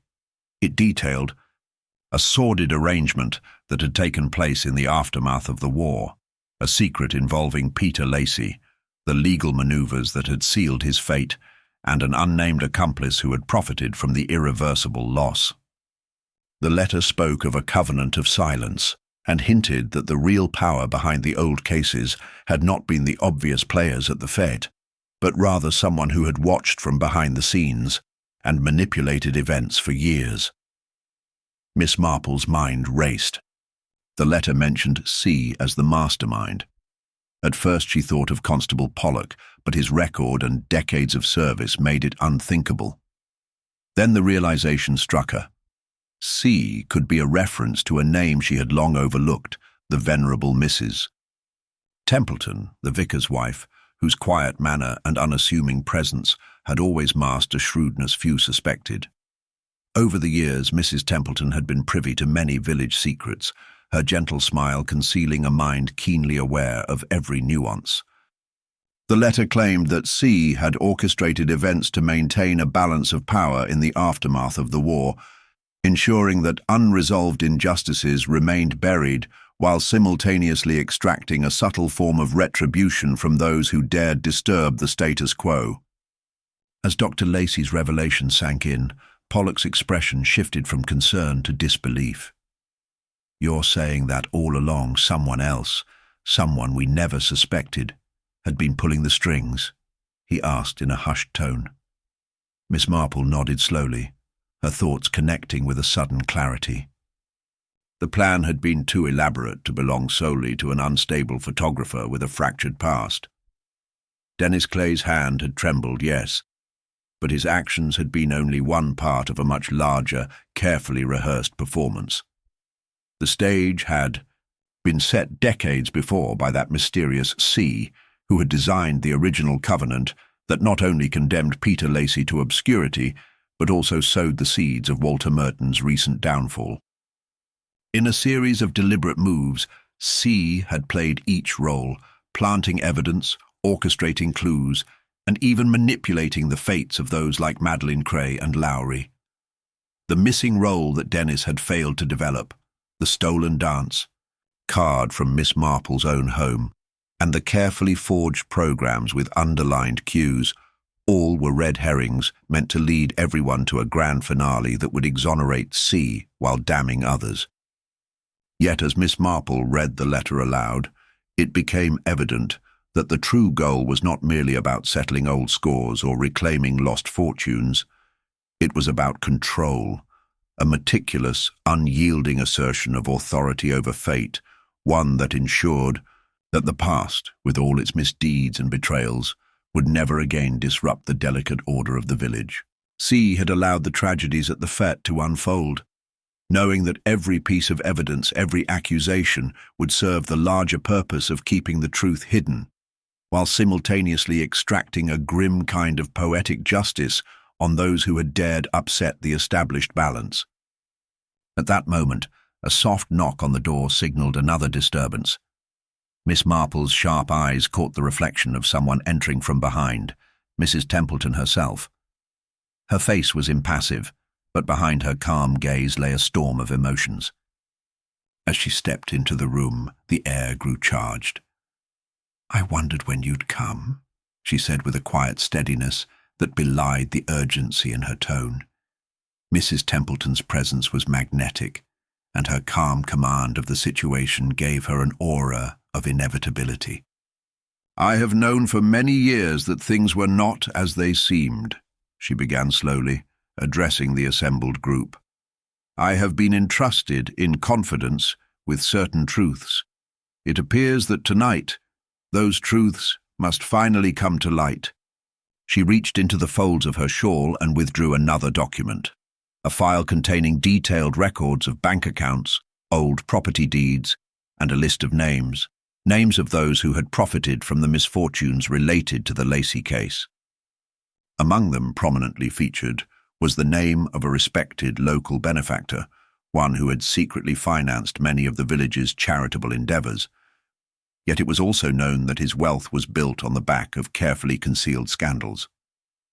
Mrs. Templeton's quiet revelation sent shockwaves through the room. The benefactor in question was none other than Mr. Hargreaves, the seemingly benevolent owner of the village's largest estate and a frequent donor to the church.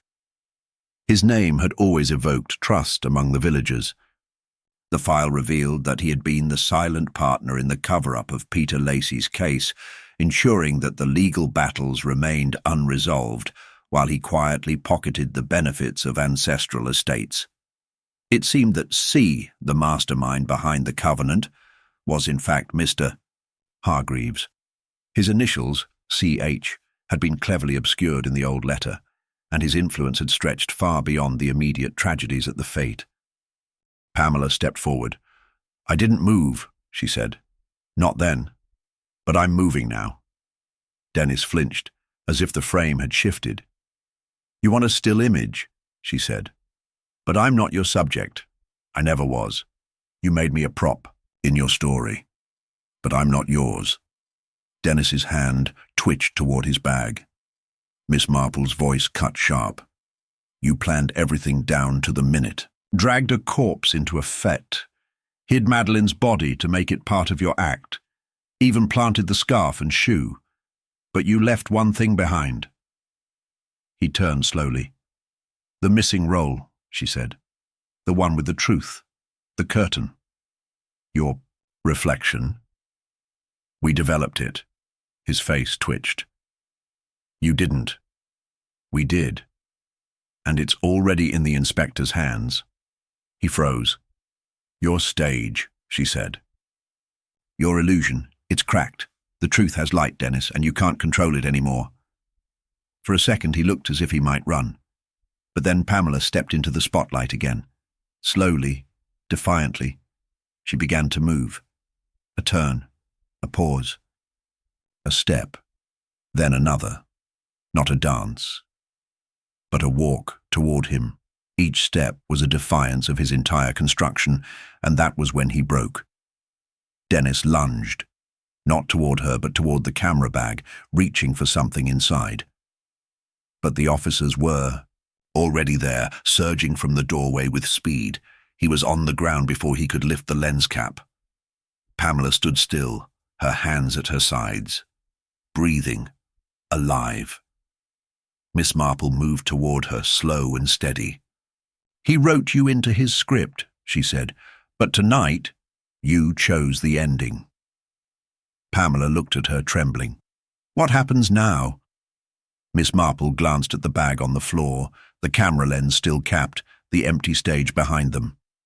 Now, she said gently, the curtain falls. The silence that followed Dennis's arrest was heavy and triumphant, until a single knock at the constable's office shattered the calm of the evening. Miss Marple, still beside Pamela, exchanged a wary glance with Pollock as he opened the armoire door to reveal an unexpected visitor, Dr. Lacey. His normally impassive face now betrayed a tension that was almost palpable. I'm sorry to intrude, he said, voice low, but there's something you all need to see.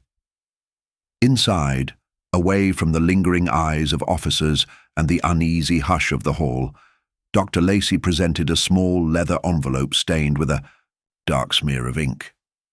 This, he explained shakily, was found tucked inside the back cover of a book in the village library's archives. It's dated back to 1948 and mentions something that, I believe, connects all of this. Miss Marple's eyes narrowed as she carefully opened the envelope. Inside lay a handwritten letter, yellowed with age, signed simply C. It detailed a sordid arrangement that had taken place in the aftermath of the war, a secret involving Peter Lacey, the legal maneuvers that had sealed his fate, and an unnamed accomplice who had profited from the irreversible loss. The letter spoke of a covenant of silence and hinted that the real power behind the old cases had not been the obvious players at the fete, but rather someone who had watched from behind the scenes and manipulated events for years. Miss E. Marple's mind raced. The letter mentioned C as the mastermind. At first she thought of Constable Pollock, but his record and decades of service made it unthinkable. Then the realization struck her. C could be a reference to a name she had long overlooked, the venerable Mrs. Templeton, the vicar's wife, whose quiet manner and unassuming presence had always masked a shrewdness few suspected. Over the years, Mrs. Templeton had been privy to many village secrets, her gentle smile concealing a mind keenly aware of every nuance. The letter claimed that C had orchestrated events to maintain a balance of power in the aftermath of the war, ensuring that unresolved injustices remained buried, while simultaneously extracting a subtle form of retribution from those who dared disturb the status quo. As Dr. Lacey's revelation sank in, Pollock's expression shifted from concern to disbelief. You're saying that all along someone else, someone we never suspected, had been pulling the strings? He asked in a hushed tone. Miss Marple nodded slowly, her thoughts connecting with a sudden clarity. The plan had been too elaborate, to belong solely to an unstable photographer with a fractured past. Dennis Clay's hand had trembled, yes, but his actions had been only one part of a much larger, carefully rehearsed performance. The stage had been set decades before by that mysterious C, who had designed the original covenant that not only condemned Peter Lacey to obscurity, but also sowed the seeds of Walter Merton's recent downfall. In a series of deliberate moves, C had played each role, planting evidence, orchestrating clues, and even manipulating the fates of those like Madeline Cray and Lowry.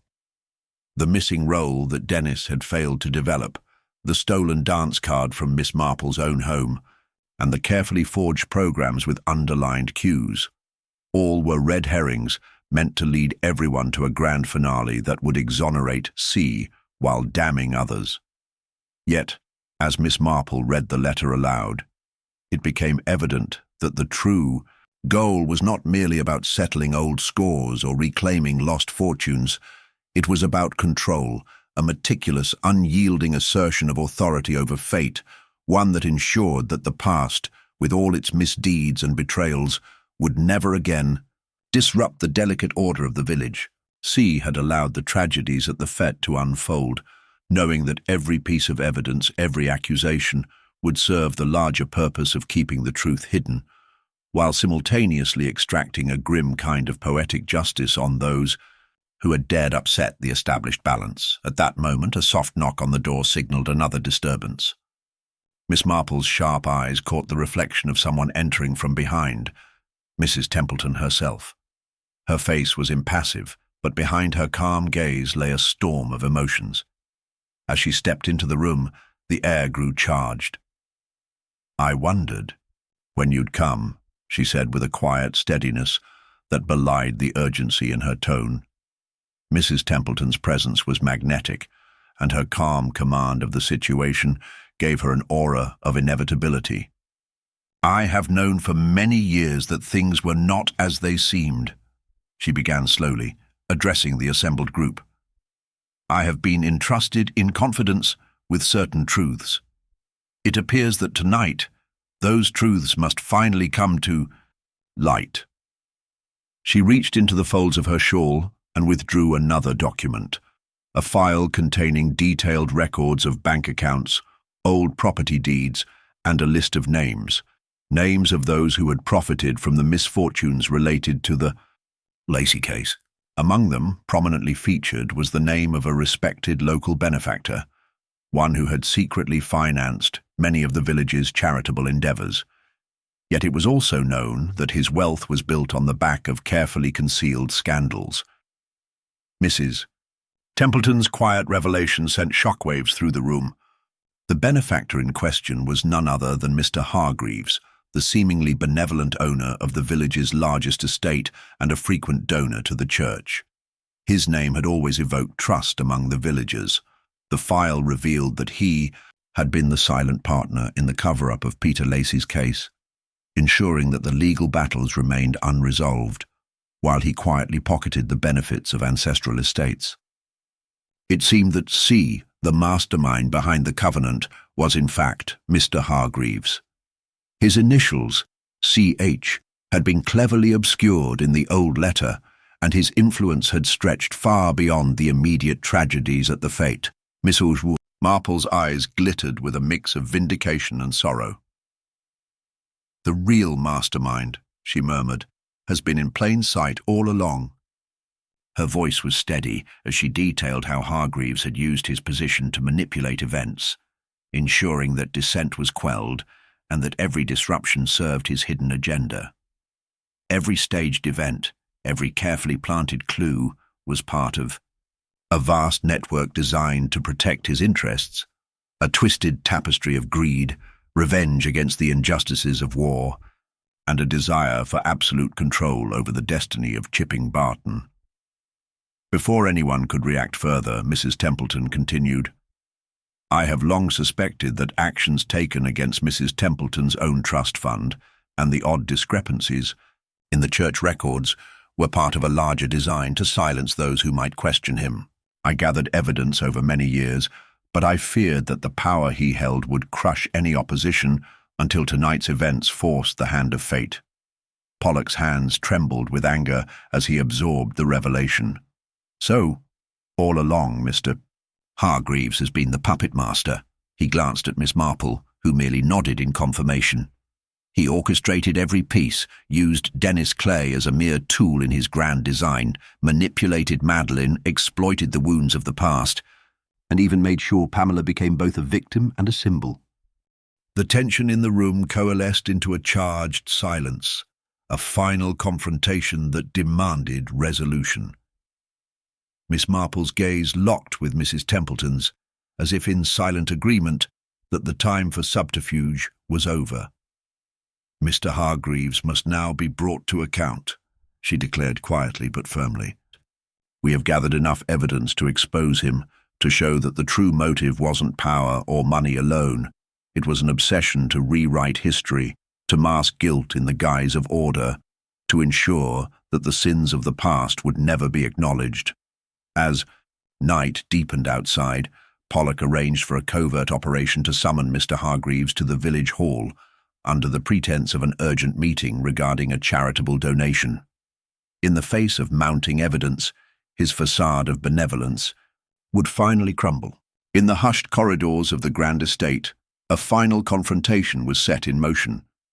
A moment when the carefully constructed veneer of respectability would be stripped away to reveal the dark machinations beneath. Miss Marple, standing in the center of the hall with Mrs. Templeton by her side, awaited the arrival of the mastermind. There, under the dim light of a single chandelier, Mr. Hargreaves arrived, his face a mask of practiced calm. As his eyes met those of his accusers, a single tremor betrayed him, a momentary flash of fear amidst centuries of arrogance. "You have no proof," he began, voice trembling with the weight of his hidden deeds. "Only conjecture and petty accusations." "But we have more than conjecture," Miss Marple replied smoothly.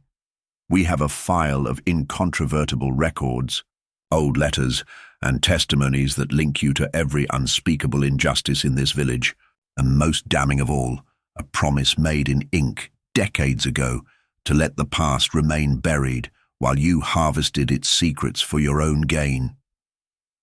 For a heartbeat, the room held its breath as Mr. Hargreaves's posture slumped imperceptibly. Then, in a desperate move, he reached for his phone, intending to call for help to summon influential allies.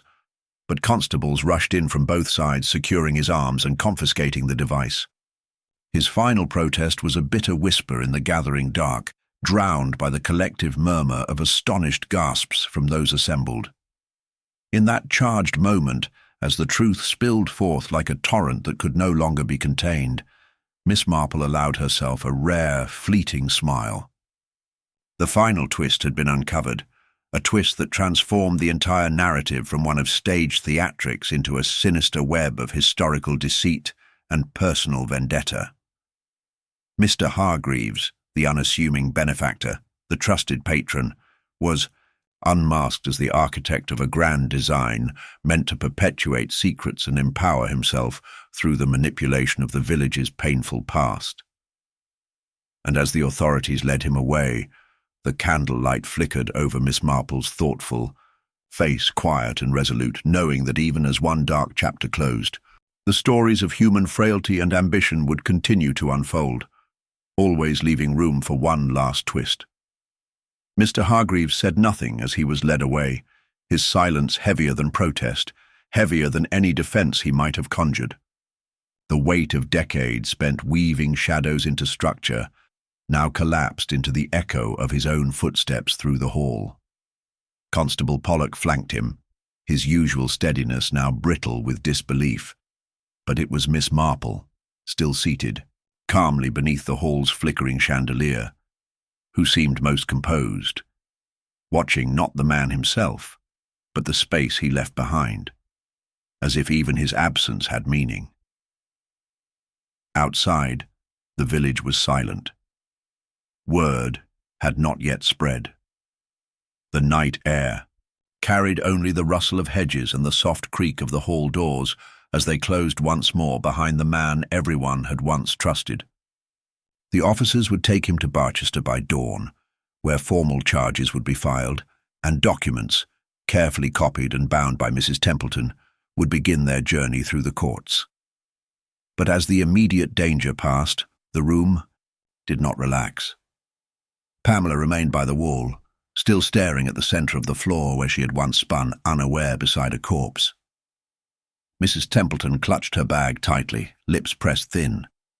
Even Pollock, returning a few minutes later, wore the grim expression of someone who had learned that justice, once it arrives, often feels far too small. Miss Marple stood and began quietly gathering the pieces left scattered in the aftermath. The program, the scarf, the last of the photographs Dennis Clay had not managed to destroy. Pollock moved to speak, but she raised a hand, already turning toward the others. "You were right," he said. "You saw what the rest of us didn't. I don't know how." She didn't answer immediately. Instead, she turned to Pamela. "There was one moment," she said softly, "that never stopped bothering me. When you danced that night, you said something no one else remembered." Pamela looked up slowly. "What did I say?" "You said the man's hands looked wrong, bent, like they had been posed." Pamela nodded. "Yes, I remember. But what you didn't say was more important. You didn't mention fear. You said you felt cold. You said it was like dancing with a shadow, but not like being threatened." That always struck me as odd, because anyone else would have screamed the moment they saw him. "I think I couldn't," Pamela whispered. "It didn't feel real." "No," Miss Marple said gently, "because it wasn't meant to feel real. It was meant to feel staged, which meant whoever planned it had no intention of killing out of rage or panic. It was a composition, an arrangement, and that told me something crucial. It told me that the killer thought of this as art." Pollock frowned. "Dennis Clay." "Yes, but Dennis was only the artist, the brush, not the hand that guided it. The true signature was in the structure. Who timed every moment? Who manipulated not only the physical but the emotional architecture of the scene? The misdirection, the symbols, the build-up to Pamela's moment beneath the lights. She held up the final program, Act 2, the final dance. Hargreaves commissioned this entire performance, from the theft of the dance card to the placement of the body to the fabricated ending. He fed Dennis the stories. He encouraged his obsessions. He planted whispers and guidance at every opportunity. That's why Dennis left his camera behind. He wasn't running. He was being moved, because Hargreaves wanted it that way. Mrs. Templeton leaned forward. "But why? Why go through all of it when he could have silenced Merton quietly?" "Because he wasn't just silencing Merton," Miss Marple said. "He was teaching a lesson to the village, to Pamela, to anyone who dared pick at the seams of the past. The first murder was meant to instill silence. The second was to be spectacle, and he wanted to end it with something irreversible." "And now it's over," Pollock said. "Isn't it?" Miss Marple's eyes moved slowly to the doors, then back to the scarf still folded on the table. "Perhaps," she said, "but not neatly."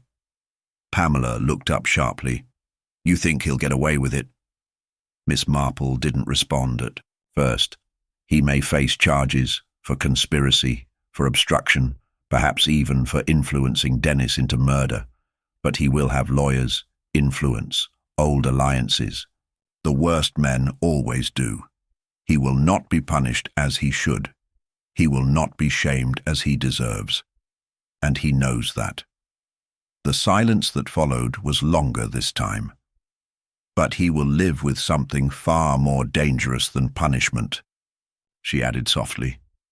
"Exposure. His name is no longer clean, his reputation no longer untouchable.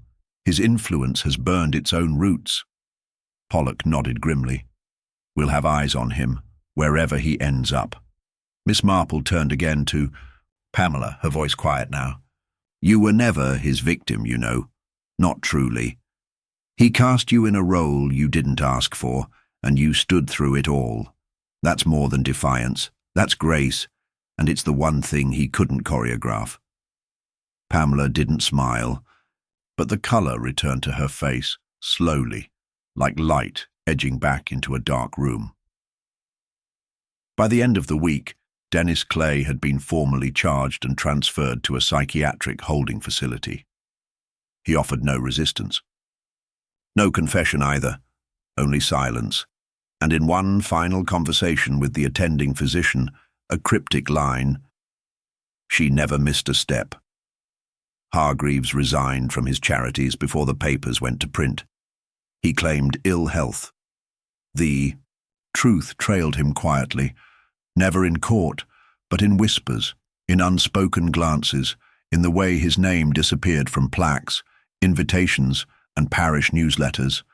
He withdrew to his estate, rarely left, and never walked into the village again. "Monsieur," Marple returned to her garden. The air was cool now, and the blooms had dulled, but she tended them patiently in quiet rows. She never mentioned the case again unless asked, and even then, she only smiled and said, "It was never about who did it. It was about who needed it to be done." That was enough, and somewhere behind her calm expression and folded gloves, she kept the dance card. The real one, not the one that had been stolen and altered, but the original, untouched, unsigned, never submitted. Pamela had never meant to be part of any dance, and yet she had survived too. That, Miss Marple thought, was the greatest twist of all. The days passed slowly in Chipping Barton after the storm. The fete grounds, once alive with laughter and music, had returned to their ordinary stillness.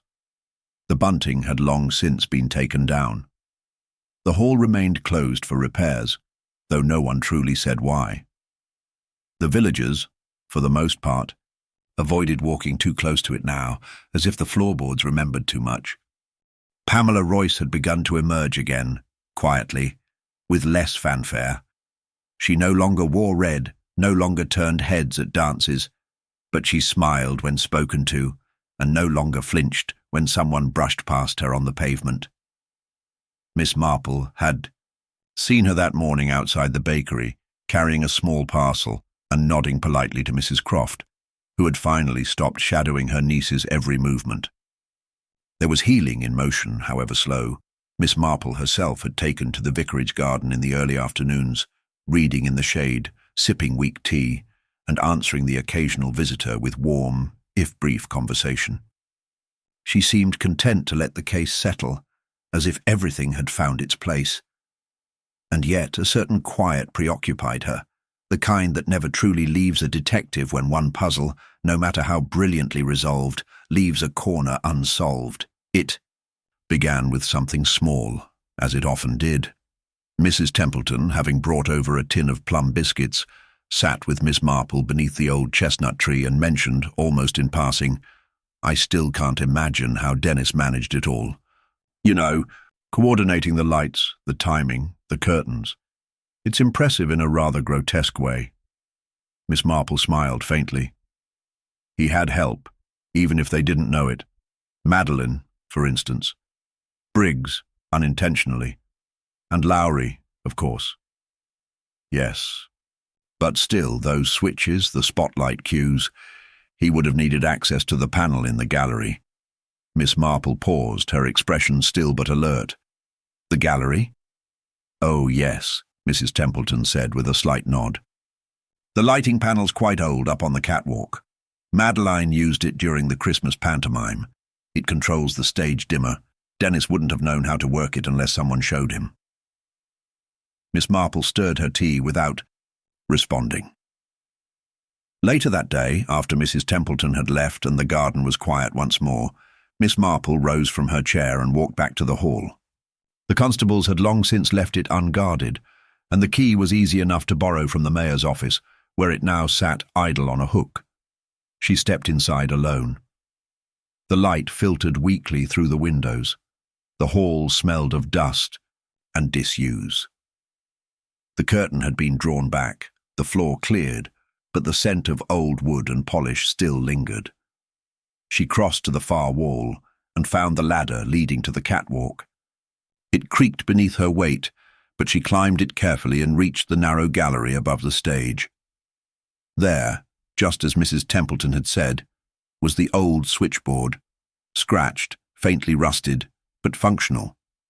And someone had been here recently. Faint prints, fresher than dust, marked the edges of the panel. And next to the board, tucked into the crevice of a beam, was a small tin. Miss Marple opened it. Inside, nestled among old fuses and wires, was a roll of undeveloped film. She turned it, over slowly, then held it to the light. The frames revealed nothing at first. Light leaks, shadows. But midway through, a clear image emerged. Dennis, standing below, not photographing but posing, his arm outstretched, reaching for someone not visible in the frame, and behind him, higher on the catwalk railing, a figure's shadow, not Dennis, someone, slimmer, hair tied back. A woman. Madeline had never gone up there. Mrs. Templeton had said she hadn't been at the fete at all during setup. Miss Marple returned home and dug out her notes. She reread her entry from the day of the fete. The early attendees, the people who helped with decorations, the refreshments committee, the ones who moved quietly, efficiently, always helpful, but never quite seen. She remembered how, 2 weeks before the fete, the sound system had stopped working, and someone had called in a local friend to assist Dennis with rewiring the gallery switches. No one had recorded the name. No one ever questioned it. The name never came up again. Miss Marple set her notebook aside and reached for the envelope Mrs. Templeton had given her during the final confrontation, containing Hargreaves's files, names, dates, transactions. At the bottom of one sheet, scrawled in hurried ink, was a note, "Sound engineer reimbursed, RH." She stared at it. RH, not Hargreaves, someone else. And she remembered now, a young woman who had moved to the village months before. Quiet, technical-minded, said to be helping out with the library's new audio lectures. Seen around the hall once or twice, according to Briggs, Rachel Horn, she hadn't been questioned. She hadn't even been noticed, and now she was gone. Moved, reportedly, to a town near York. New job, according to a single sentence passed. Through the post office, Miss Marple sat back, slowly folding the film and replacing it in the tin. She did not tell Pollock. Not yet. There was nothing conclusive. Just timing, a shadow, a name. But something inside her whispered. Not all the choreography had belonged to Dennis. Perhaps he'd been the performer, but someone else had run the lights. Miss Marple walked out of the hall as the evening began to settle, the last of the day's warmth bleeding from the rooftops. She moved steadily down the lane back toward her garden, where the kettle waited and her knitting sat half-finished on the table. She smiled to herself as the wind stirred the hedges behind her. Because even as the final curtain fell, she knew the theatre of truth never truly closed. There was always someone watching from the wings,